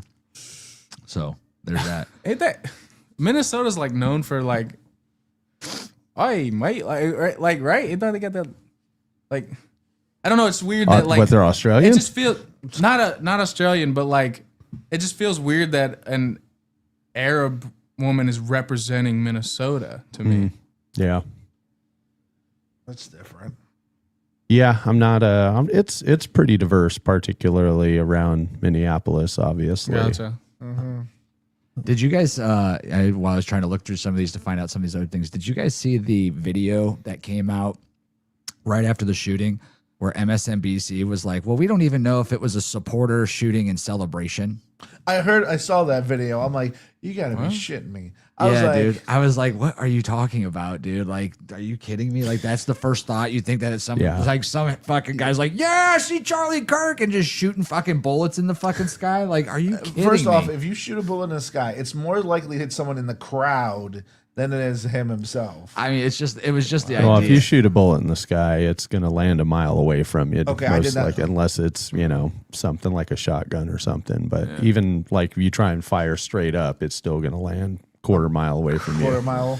But this is a message for everybody out there watching, and just keep in mind with all media, especially when you have an emergency situation like that, the news is really just designed to keep your eyeballs attached to the screen and keep you tuned in and keep you listening and keep you interested. And to do that, it's a lot like those videos that you'll watch. They'll say, hey, stick around till the end of the video because I'm going to tell you 3 secrets that are going to make you do blah, blah, blah. Well, the news is just a very long version of that. And it's all conjecture. That's basically what that is. Well, we're not sure if this person has ties to terrorism. We're not sure if this person was maybe celebrating. There may have been a guy down the street frying chicken. You know, they're going to throw all these different scenarios at it. Kind of like while this manhunt for this piece of shit is going on, they're saying, well, they delayed the press conference. We don't know if that means that they now have the guy in custody. It could also mean that, maybe he's deceased now, blah, blah, blah. They also do that because they're hoping that it sticks and it lands, but they're also hoping that they can also go back and say, oh, we called it first. We said maybe he was deceased. It's that same reason. But do we want to go into some of the video? Yeah. Well, I was just gonna say, as far as also comparing him to JFK, I think that in my opinion, I think that JFK and him are even more of a similarity, just in the fact of the way that he was looked at by other people. And I think, especially now after the fact, I think people will look at it more as like JFK or MLK. JFK. Did I say MLK? You said JFK. I said JFK. Yeah, okay. I mean, what were the similarities to JFK? So I think it was the way so JFK was looked at prior to his assassination is the way that I think Charlie Kirk will be looked at after. Like, good man, well liked, well loved, like very well thought of, very intelligent, very well spoken. Like, just in the similarity of the fact that, like, people look at JFK as like, man, he wanted change. He wanted to bring up all the right talking points. He had all the right ideas. He wanted to take away big government. He wanted to start doing things better for the country. He was like just in that sense. But they looked at him as like a value president, values president. Does that make sense? Like, when people look at Charlie Kirk, I think now people are going to look at him as like, regardless of his points of view or the way that he looked at one side versus the other, I think it's going to be looking more as just sad. I'm interested to see what his funeral procession is going to be. Insane. Yeah, it's going to be massive. I mean, possibly larger than anything we've seen. He's getting the gonna have to go enduring. Sideways. Yeah. Why did you not go sideways? No wide angle on that. I didn't know I don't think you can do that on Facebook Live. It has to be in this format here. Gotcha. All right. So yeah, let's go into the video. I gotta find that video again. Like, it disappeared. I don't know where it's at right now. You want me to airdrop it to you again? Yeah, because it pulled it. Like, I swiped one over and it just swiped it off my screen, and I have no idea where it went. It's like in fucking Fugazi land. I love that word so much. I know, it's so much fun to use. It's Fugazi. What's that movie from? That's Wolf of Wall Street, right? Donnie Brasco was they popularized it before. They're quoting Donnie Brasco in Wolf of Wall Street. Right. So that just goes generational difference here. Dick. You look at Donnie Brasco, I look at Leonardo DiCaprio. Yeah, Wait, but was that? Yeah, that was Leonardo, right? No. Yeah, it was. Yeah. Johnny Depp. It's so hard, dude, honestly, because he looks so different now. Oh God, yes. He did not go on the Matt Damon plan. No, he didn't. He does not age well. All right, opening photos. And All right, it goes guys. in Fugazi again. One difference I was still thinking of between MLK and Charlie Kirk movement was like MLK was more of like a progressive movement, and Charlie Kirk's feels more like a preservation movement in a way, like trying to retain the values. Go back and like bring them forward again, or like let it not be completely lost. Yeah, because we know that this works. But MLK, it's like MLK was trying to start something new. I can agree with for that. Blacks, because they didn't necessarily have that. Hold on, I'm afraid to hit cancel, but let's see what happens. There, all right, there it is. The video's back. Fucking Okay. came back to real life land. All right, guys. So we talked about this. We're gonna go into the political impact of this down the road, but we're gonna talk a little bit about the actual shooting. So before we get into your video, Dave, because I don't know what it prospects, let's talk about what we know as of right now. And Louder to Crowder, credit to them, because they came out with this at like 9 o'clock this morning. In fact, I don't know if you've seen it, but Louder with Crowder has actually been, what's the word I'm looking for?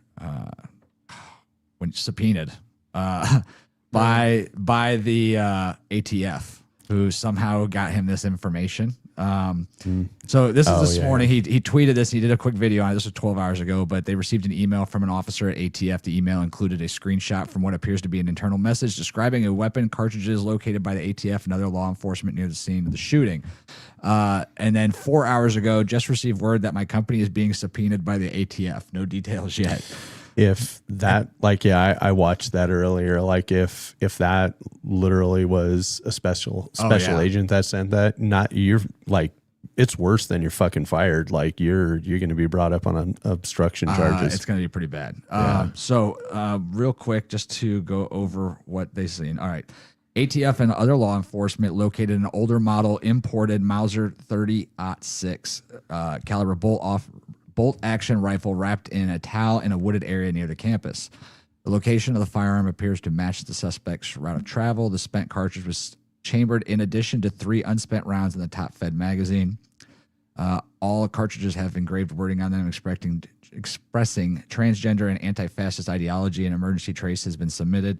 ATF is working on leads generated by the trace. Multiple people have been contacted or detained because of eyewitness testimony and review of video footage. All right, so we know that. We also know that the initial guy that was arrested was released. And we also know that, anybody that's been at any college campus, especially a larger one, knows that there's surveillance cameras all over the place, and surveillance cameras today are extremely detailed. Now, they had surveillance cameras this morning when we talked. I guess they released it afterwards. But at the point that this morning, they were not going to release that because they basically didn't want a manhunt, which was exactly what would have happened. So now, what do we know since then? Or do you want to go into the video first, or do you have stuff to add? Because there's nothing that's breaking. I know that they now have a total of 4. They initially released 2 images. They released a total of 4 images. Do you have that in this video? I don't, because and then they've also, there's some like ring camera footage as well, for him walking around in whatever neighborhoods and whatnot. But so does your video show the route? Because I know that with all the cameras in the school, they were basically able to track him from the first time he arrived all the way to his position on the roof, and then also all the way back to where he left campus, and then the ring cameras is what kind of dialed him in at that point. So so we'll be able to walk through all of that. But before, so do you want me to just hit play on this thing, or are we gonna slow play this? We're definitely going to be doing some starting and stopping here, but just beforehand. So any opinions about how and why before we dig through any of this? You want to go through that first, or you want to go through that after? We can go. I guess I would want to hear this because I definitely have opinions, and they're going to be crystal clear by the time we get through the video here. But I just am curious to know if you guys have got just kind of a couple little quick thoughts, like quick hits on what you think of why and how. The one image that you're looking at up there right now, I don't have this shown on the screen yet. Just okay, so that nobody else can see what we see. Well, for you guys looking at this, you can at least see this is. We absolutely know where Charlie was in relation, and then where it's believed that the shooter was, and we'll come to that in just a minute here. But outside of dudes up here and dudes down there, and so I'll let you guys go first because unfortunately you and I talked a little bit and we shared a little bit of details on our opinions. So I kind of have my thought, but as far as ideas on why this happened, or let's just call it what it is. Your conspiracy theory based on the information you know right now. Yeah, it's probably someone that had their beliefs were totally against what he was speaking about, and totally wanted to wipe him off the map. Okay, that's what I'm thinking. Yeah, well, that's one of my thoughts. What's another thought? Another thought could have been someone that's just gone crazy. Literally, heard a bunch of stuff online over TikTok over the last few months, and so just hate fueled. Yeah, just hate fueled. Yep. And then you got to understand, people today's society are very easily manipulated. Yeah, very reactive, very fast. Okay. Like because when something, say the leftists say something, the right has to say something back. It's back and forth. And if you were brought up a leftist, the more the right says, the more angry you would get. What do you think, Christian? I definitely see that point, but my initial thoughts are like, this is professional, because which is why I don't really want to blame the left for this, but it's like, okay, if we're just looking at the relation of the shot, and it was one shot, correct? Yeah. Yep. So one shot through the neck, a kill shot, that at that distance it's a calculated shot. Not many people are gonna hit that at 200 yards, and I mean, like, people that don't like guns also gonna hit that shot. I mean, that's valid. Of right? course, I'm not saying all liberals are against guns, and then of course there could be like a military vet that is a liberal, but my initial thoughts are like, this is like one of them psyop type things. That would be my conspiracy theory on it. It's like, this is the perfect time to create divide in the United States. So, do I get to go? Yeah, go for it. Okay. I have actually quite a few ideas on this. One, I don't think it was hate-fueled. I don't think it was an angry furry or a transgender person that just decided to go over this. Yeah, didn't even see a tail. I don't think that was the case. Not because they couldn't be a good shooter. I think that it was way too calculated from not only the ability, like you and I talked about, to go from arriving, firing a shot, and disappearing all within like 40 minutes of each other. Yeah. To the fact that he was essentially unseen by most, disappeared, got away. I mean, physically got away. Like, it took them time to capture him, right? Yep. Definitely trained in more so than just a soldier, right? Yeah. There's definitely there's special ops background. Who knows? There could be Israeli background. Not saying that's the case, but I know that Charlie definitely had an opinion in the fact that he thinks Israel was behind Epstein and involved in Epstein. So that could very well be the case. But either way, definitely don't think it was just like a crazy evangelist who just wanted to go out and shoot him. Because I think you and I talked about it. That's where you show up with like 3 guns and you just fire as many rounds into the crowd. You don't care about that. Was the Minneapolis church shooting was trans kid who decided he's not a trans kid, but it's too late, so fuck it, and shows up with a pistol, a shotgun, and a rifle, and a manifesto on YouTube, like, kind of thing. But, yeah. And as far as the why do I think it happened? I think that Charlie had a huge, we talked about it, the youth. I think that the fact that so many people turned out for the last presidential election that were so young, I think that those people don't just disappear. Those people still follow Charlie Kirk. They still watch Charlie Kirk. His popularity was going to only become to grow every year. He's got new students at these campuses that he's visiting constantly. I think there is a real fear from the other side of politics on that. I think there's a fear of him being a dynamic president in 12 years or 8 years or whatever the case might be.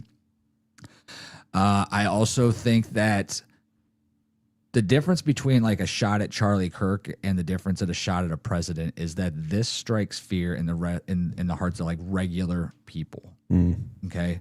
I said it earlier tonight. I had this conversation with my wife and some others, and it said the fact that Charlie Kirk just got shot at a college campus that quickly, and that there's so many people that are actively behind it. And I think the fact that the weapon had, transgender activism on the casings and things like that. Like, I mean, let's be honest. How many transgenders are going out and engraving shell casings on a 30-06? Right.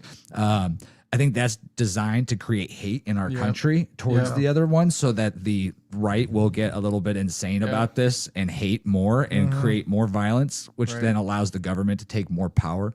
So, I mean, I have a lot of thoughts on this. 100% conspiracy that this is definitely politically motivated and extremely designed to take a lot. And the fact that it wasn't an assault rifle, I think that is just to show that all guns are dangerous.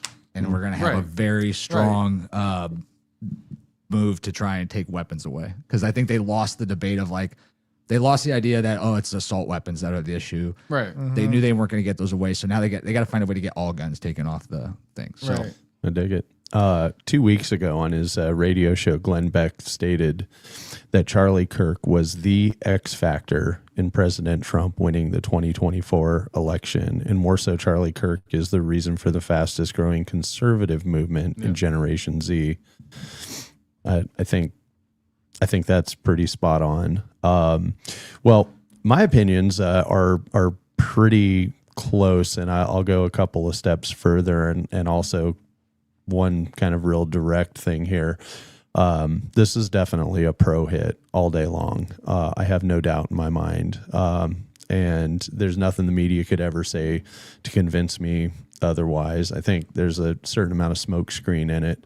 And I've also got some other things here that Will and I talked a little bit about it, but the rest of the audience I know hasn't heard this yet. But okay, so this first still shot here, like the first 10 seconds of this video is just showing just the lay of the land here, the venue. Are we ready to share? You can start. Yeah, you can put this screen up there. Just don't hit play yet. And I'll narrate through as we're going through that. But UVU, Utah Valley University is what we're looking at here. For those that don't know, it's near Provo. That's about 40 minutes south of Salt Lake. There are nearly 50,000 students that go to school here. So there is a campus police department. The chief was interviewed. He said he had himself and 6 of his officers on duty. Charlie Kirk is not an elected politician. He has a private security detail for all intents and purposes. You know, he's like a concert performer that shows up at a venue. So, you know, he has his own security and whatever local police are available. Now, obviously, with something like this, all local agencies know that there's something going on political in the area. So response was pretty tremendous. You couldn't get anywhere near this area. And I know this area of Orem pretty well. I mentioned earlier, my brother is a professor at this school. Him and his wife and their kids live about 5 minutes away from this place. So, so I know this area. I'm familiar with it. There were about 3,000 people attending. There were no metal detectors. This was sort of a ticketed event. They didn't verify tickets. You could just walk in, you could walk out. It's in the middle of a campus. As you're seeing, you've got some class buildings. You've got a Chick-fil-A in there. You got like student union building and a few other things that are there. And we know that the shooter had an older Mauser rifle. There's some debate on, you know, how it's equipped with the scope and where it's at. We know he fired a single shot, and we know that he did not even cycle the bolt, that the spent cartridge was in the gun when they recovered the gun. Well, one shot. And to top that off, he took the gun with him. So it's not that he panicked and left the gun after he made the shot. Right. He just didn't want to leave the round behind, the casing behind. Didn't want to leave any of it behind, so he took the gun. He never needed a second shot. In other words, so to compare to like the Butler assassination attempt with an AR style rifle, he fired multiple rounds at the target because it's a semi-automatic, and obviously shell casings come out. Well, in a bolt action rifle, you have to manually cycle that, in which case, you know, you're talking a few seconds between shots. And, but anyway, in the top of the screen. Another reason, though, that leads to pro hit, right? Like a sniper shot, to not leave a casing behind, to be able to take the weapon and move out quickly. Like, you went up there expecting to one shot, one kill that. I mean, look at the location too. I mean, what is this, 3-story building with probably a locked roof access? No, we're going to get to that. That's very intriguing. I mean, but let's be real too. This isn't a presidential nominee. This isn't a president. This is even a congressman or house. The security level that he has is going to be literally campus security, and probably maybe he's got bodyguards. I just said what it was. I apologize. I missed that. I'm sorry. I was literally watching the video. What was this? Was security detail? Okay. It's 50,000 students there. They have a campus police department. Ironically, the police station is right across from this. It's right across the aisle from this building. There were 6 officers and the chief of police on duty, and Charlie Sheen's security detail. Charlie Sheen. Charlie Kirk. I knew I was going to say that. I apologize. All day today, in my head, it's popped up like, Charlie Sheen. Okay, Charlie Kirk's. Charlie Sheen was not there. But anyway, so I do know there were plainclothes FBI agents there because when the shooting or when the bullet was fired, all of a sudden there were videos of two separate plainclothes FBI agents that were there. So, and then anyway, a lot of guns also available nearby. But the gun was recovered. If you're looking at the top of the screen and you see that there's like a wooded area and you kind of see a cul-de-sac type street up there. Yeah, right in here? that area, that's where the gun was located. Back in these woods areas Yep. right here. Oh, so not even that far away. No. I would have thought. Yeah. So that was the neighborhood I need to that zoom out. that was his. We will have some Google Earth images of this. So let's and so again to everybody that's watching, there is some imagery here. We did block out the really gory parts, but still you're going to see some stuff here. So if you have any concerns about seeing any of that stuff, well, Please close your eyes. Now would be a time to All right, fast so forward. This is a 5-minute video. You said I'm only going to play this for 10 seconds. No, you're going to advance 10 seconds, and then when you get to the 10th second, you're going to pause. Or you could have just moved it up to either way, because this is just 10 seconds of this still photo. Gotcha. So pause it. All right. What we are going to see first here is the video, and it's going to be at full speed. And as promised, the impact and everything are blocked out. And so we're going to watch it at full speed, and then we're going to immediately after that, it's going to play at super slow speed. The one thing that I think will be new for a lot of people that are watching this, there's a couple things here. If you look at the top left of his shirt, like directly above where it says freedom, you'll notice there's a little black speck on his shirt. Do you guys see that? Yes. Yeah. It might be behind that camera, Will, but Up top. I mean, I can see it right on my next to his screen. so he's wearing a lavalier mic. He's like wearing like a little Rodecaster microphone that's attached to his shirt. Right. This is pretty important, and I'm just going to say it right now before we roll the video. He was not shot in the neck. He was shot center mass right in the heart. And that's a big statement because the media and everybody around is saying, oh, he was shot in the neck, this, that, and the other thing. When you watch the video with that in mind, and then especially when we slow it down, and this is an opinion. I didn't complete an autopsy here, but my opinion is that the round hits him in the heart, ricochets off his spine, and then the arterial wound out his neck is actually an exit wound. I believe that round hit him, shut his heart off, bounces off the spine, up and out the neck. And when you watch it at full speed, okay, you might be able to see it. At slow speed, you're gonna notice that you'll notice the impact in the chest, and then you're gonna notice that microphone goes flying off of him.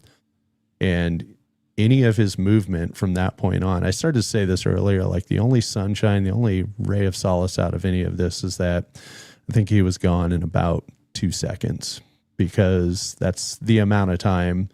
It's less than 2 seconds. At full speed, you're not going to be able to see this. At slower speed, it's not going to seem like it was that quick. But the microphone, he is holding the microphone. He's in the process of returning. He does this thing when he's speaking where he answers and he sets the microphone down and he waits, and he does this thing. If you go back and watch any of his videos, he's constantly picking it up. He's in the process of returning the microphone down when he's hit. His arms come up from the inertia, and then you'll notice that it's less than 2 seconds. His arms never move again, and the microphone falls out of his hand. So go ahead and play it at full speed. Oh, you blurred that out really nice and good. Okay. Okay, pause it. So it's up to you if you want to play that again at full speed, but this at slow speed I think will be a little more interesting. But watch, and I think playing the slow speed version will be the most interesting. Watch for the shirt. Watch for the microphone flying. The microphone's gone from his shirt now. Got it right now. No, he got hit. He got hit right now because the shirt went. Yep, and you're seeing the reaction What in is this his face. right here? The clip on his shirt. That's the microphone. Yeah, just let it play at slow motion. So arms come up. He's over. Watch for the microphone. Jeez.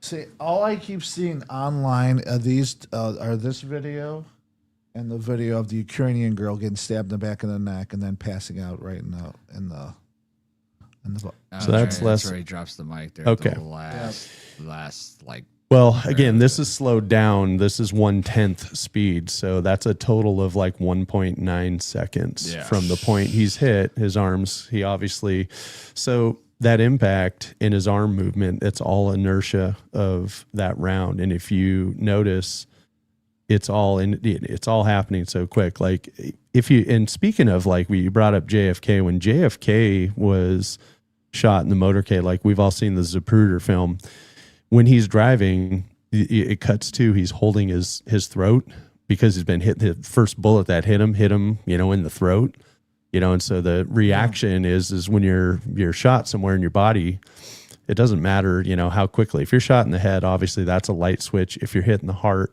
that's a light switch. But if you're hit somewhere else, even if it's your carotid, you at least have a reaction to get to it and touch it. His arms don't move. His arms don't ever move from the point that the bullet impacts him. And the inertia, and you see his body coming back on that, that's what tells me that there was a shot right to the center of the chest. And the arterial is an exit wound.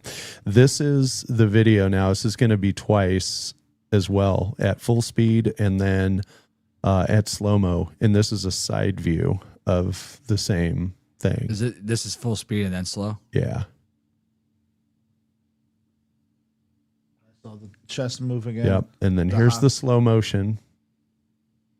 And if you watch on this one, you'll notice not only the chest, but like his entire shirt moves. Yeah. So look, the microphone's coming down.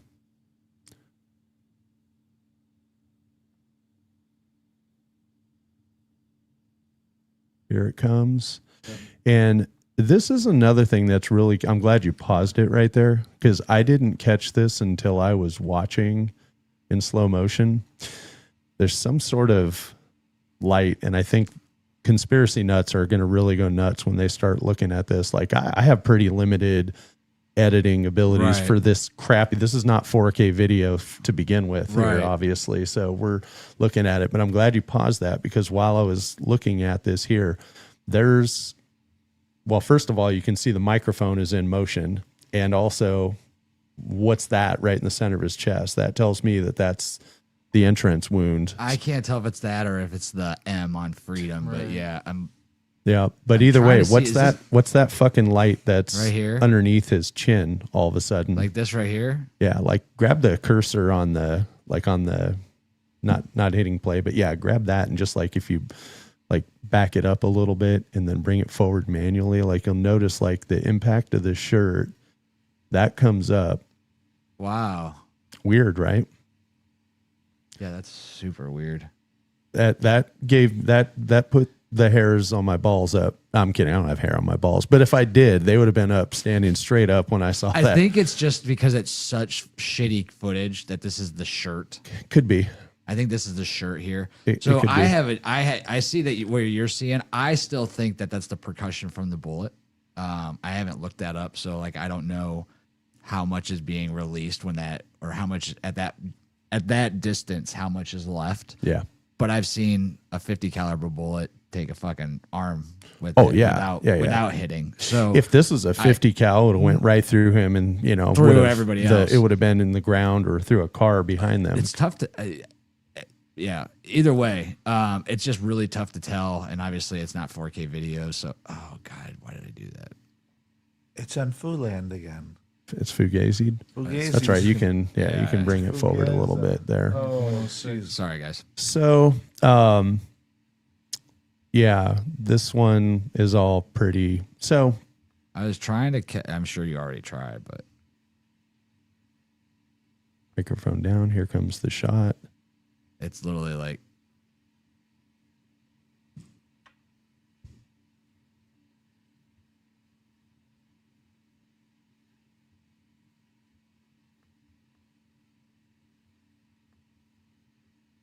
Sorry, guys. See that? See, there's that light. It's even before his shirt So some Hollywood types may say, "Oh, he was wired with squibs, and this was all staged and blah blah blah." The thing is he's a pretty thin guy, and I don't think you could wire him up with squibs. And I don't. The other thing is, that is crazy. Here's what I'd encourage for the audience: is if you go back and look at this footage and slow it down. The disturbing part of this is his face. When you're an actor and you're, hey, fake a death, you basically, you close your eyes and you fall back and whatever. There's no way to fake the expression on his face when he is hit. So I have no doubt in my mind exactly what I said earlier. That is interesting right here because there's no shirt pop here. No. That is creepy. Yeah. So there's something a little strange with that, but you clearly see the mid part of his. What just happened? Did you go back to this? I might have. Yeah, I did actually. I kind of put that in there as a break for that. But yeah, let that roll through because the important things there. Oh, that's why I did this. Is I went back just so you can see like that shot there in the beginning. You can see the microphone on his shirt, and if that round like grazed his neck, then. That's not enough inertia to, do what it did, impact his body straight back. Like a bullet that's coming straight at you. There's no JFK. Yeah, pause it there. There's no JFK, magic bullet that curved and hit the side of his neck. Like you're going to see in a minute here, the line of sight, like it's pretty much straight on. So the only way to explain that shot that goes out the side of his neck is that it's an exit wound. But okay, this video, and you leave it on pause for just a moment here, but it started surfacing like, okay, there's a guy on the roof. And this is a video that was shot to the south, and it's two buildings. So it's a little funky when you're looking at this. Like you see that Sparks building. That Sparks building is the building next door. Yeah. And then this picture that you're looking at that's evidently what's believed to be shooter up there on the top. Right here. And so if you pay attention to the windows, like right below him, like, so there's that single window on that plateau. Yeah. And then you look at the lower level, it's kind of similar construction. There's multiple windows there. So this video is floating around out there all over the place. There's a guy, I took the audio out, but there's a guy saying, "Oh man, there's a guy up there on the roof. Is that guy supposed to be there? Like, is that the police? What is this guy?" Like, this is before the shooting. Yeah, I mean, that's this guy. This definitely a body or a person. This guy, and he was reported to be in all black with a black helmet or a black cover of some sort. This guy, the photos of him showed him in all black. Yeah, they believe he changed into the clothing after the shooting. But this guy got onto. Let me also. I didn't say this earlier. He arrived at approximately 11:42. And Charlie went on a little bit after noon, like 12:10. The shot was at 12:24. There is no circumstance where any human being out there, I think, can randomly walk onto a campus and say, "Oh, this looks like a good." Any human being that's carrying a fucking Mauser 3. This is not a short rifle. Like he either had to build this or he had to conceal it in like golf club bag or something to get it in there. Like this is not let's just show up and find it's not like the dude in Minneapolis where I'll just show up with 3 guns and then see what happens. This guy has been to the campus before.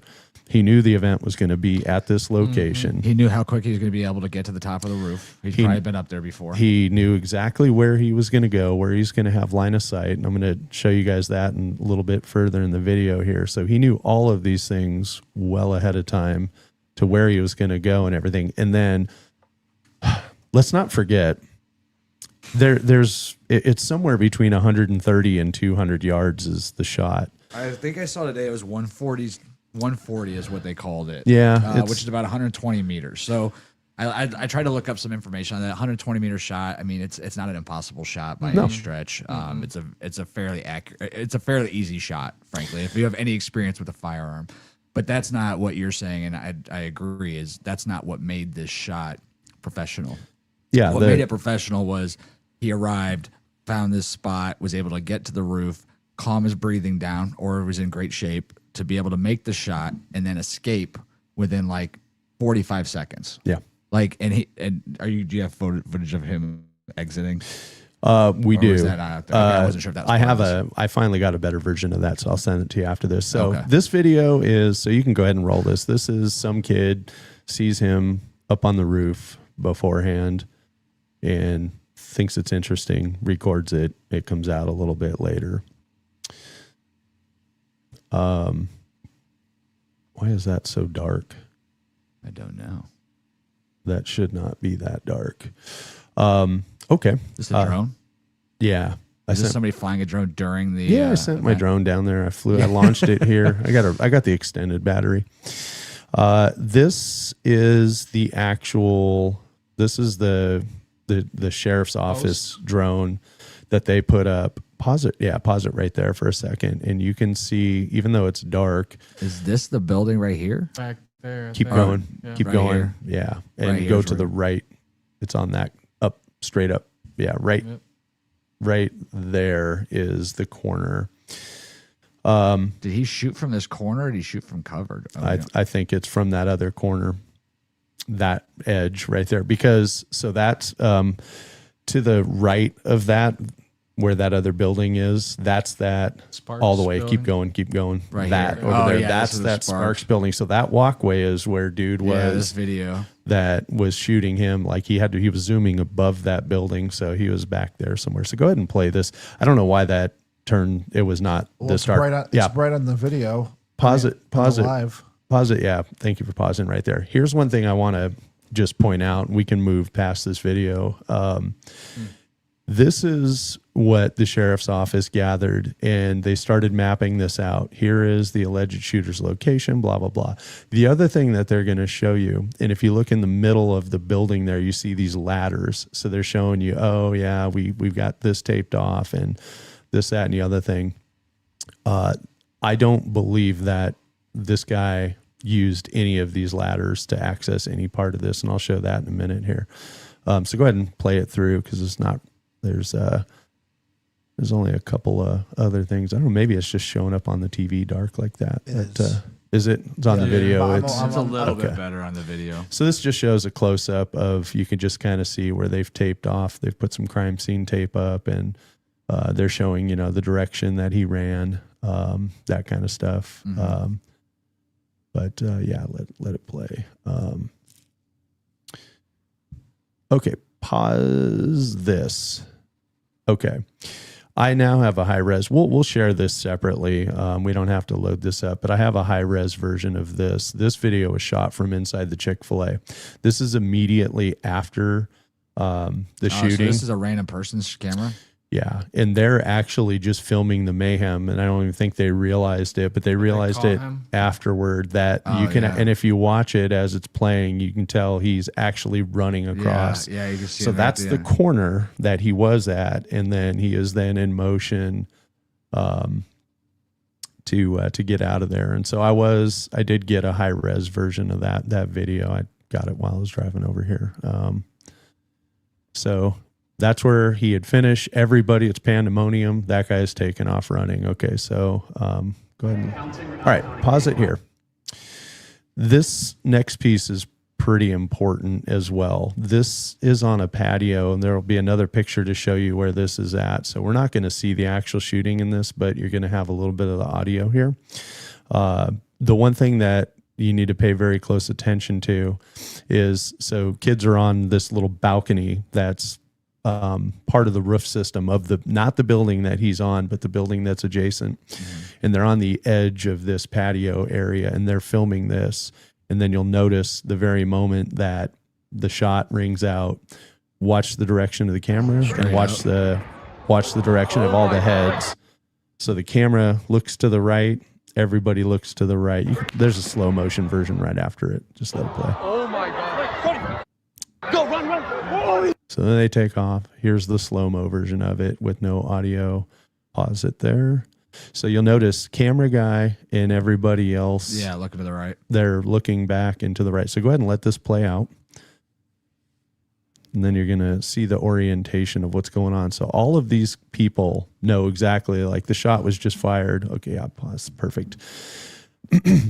So this is a walkway that's on the roof above. Oh, wait. Right. So Charlie would be to the bottom left of the screen. This is the walkway of the roof above. Oh, you're talking about this is the walkway coming up to the roof. No. The picture is being taken from a walkway that's above the roof where Charlie is.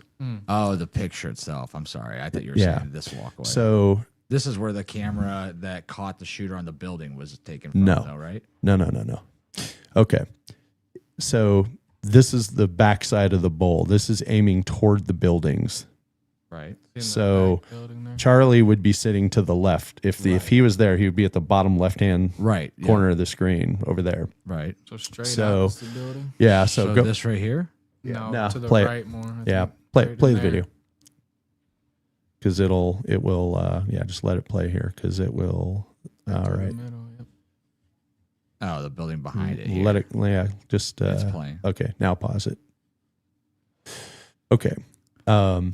Yeah. So remember the windows in the building. So in this case, where he was shooting from is behind the tree. Yeah, right. Now this is in the top part up yeah. here. Yeah. Now this is winter. So before any of the conspiracy nuts say, wait a minute, how do you shoot through the tree? We are off center. So we are not in line of sight of where his target is. So go ahead and hit play on the video. And I did put some arrows up there. So head turn students are on that little edge right there. Right. And then where he was is right up here at the top. And then next video should queue up right after that. I just zoomed out a little bit. And then. If only we had high res. Okay. Pause that. Thank you. All right. So a couple things that are important. When I first put this video together, my feeling was that homeboy parked in this parking lot right down there because where that big red arrow is. The walkway that is feeding straight off of that parking lot, that would be the walkway where the guy shot the video of there's a guy on the roof. This is the building here, correct? Correct. And the wedge of the building right in front of that, like right where that word says transportation, like that's where that thing said. Stark or this is where those kids were at? Yeah. I forget what it said. I forgot what was the name it said on the building. Starts with an S. Yeah. Spark. That's what it was. Yeah. It's the Spark building. So that's this is the Spark building right here? Yeah. So zoom it back out. Hold on a second. I was trying to see where. So zoom it back out. Okay. The top of the screen is what his egress was. Like that's actually like that wooded area that's at the top of the screen is where they found the rifle. And that neighborhood that's back there is where all of the Ring camera footage came from of him walking around. Not the best exit strategy here from where I need to go because it's just so wide open. Yeah.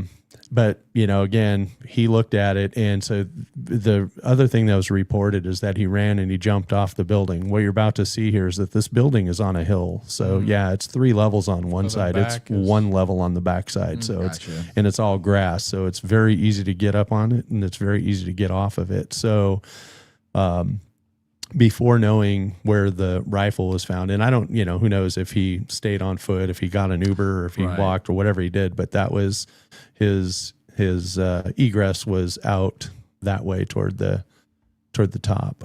All right, yeah, go ahead and roll the video. I did throw an arrow up there just to clarify it. Yeah, and so we'll zoom in a little bit here. And this is actually showing the side of the building. Go ahead and pause it there for just a moment. So that walkway, you can actually see what was it on the building we decided? Spark. So that building is that this one? That's there. Yeah. Yep. And then. What did I do here? Yeah, what are you doing? I must have hit right. Okay. So that walkway comes from that parking lot. And then if you see right about the middle of the screen, there's stairs that go up. And then go ahead and zoom back out because we'll end up zooming in and then just play it because I'm going to do like a little bit of a loop around this here.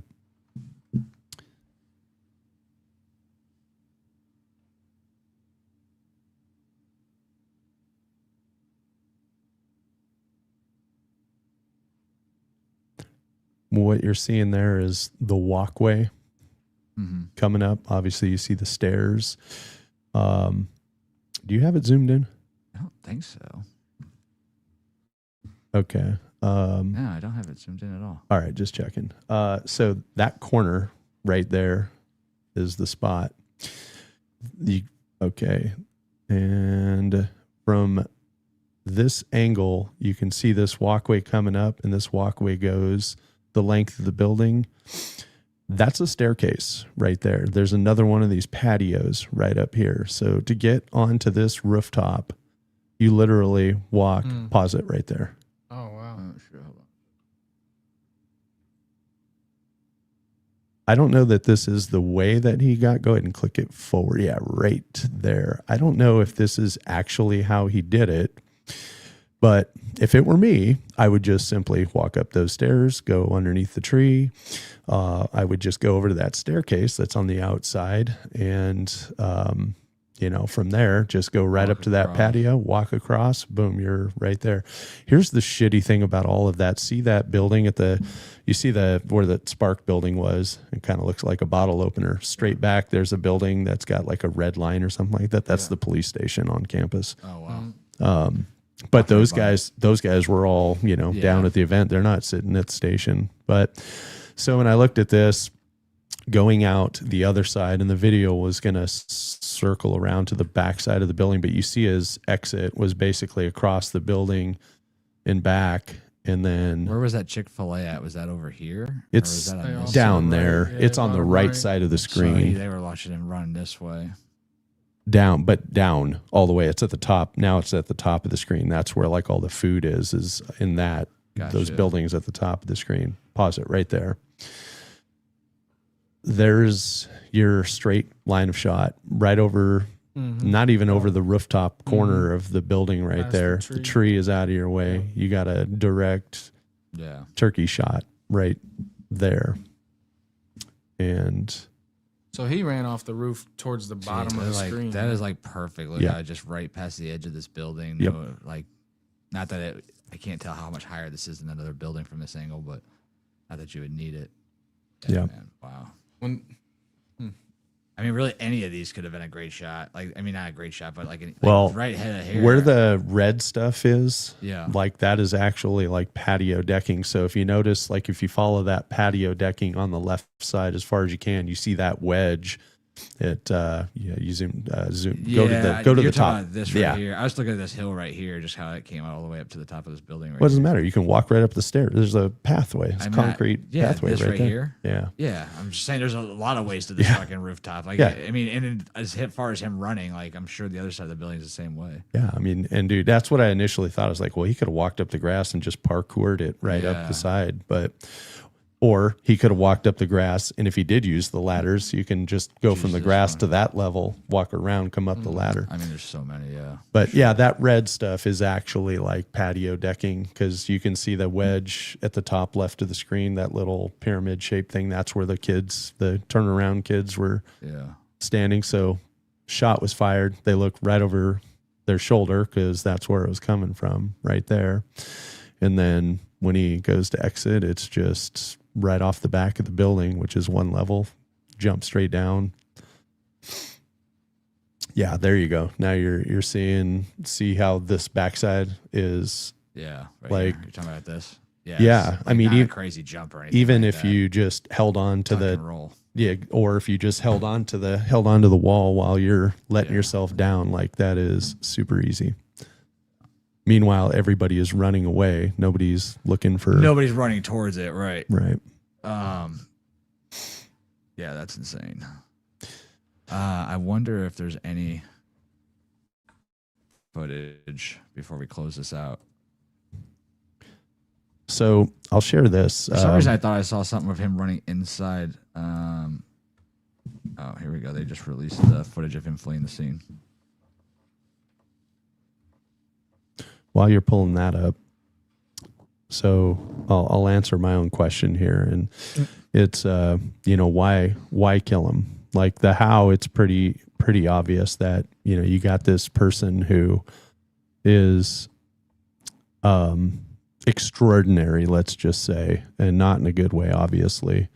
But, the how, that'll all be, laid out here. But the why, I don't think it's trans right. I don't think it's his pro-life position.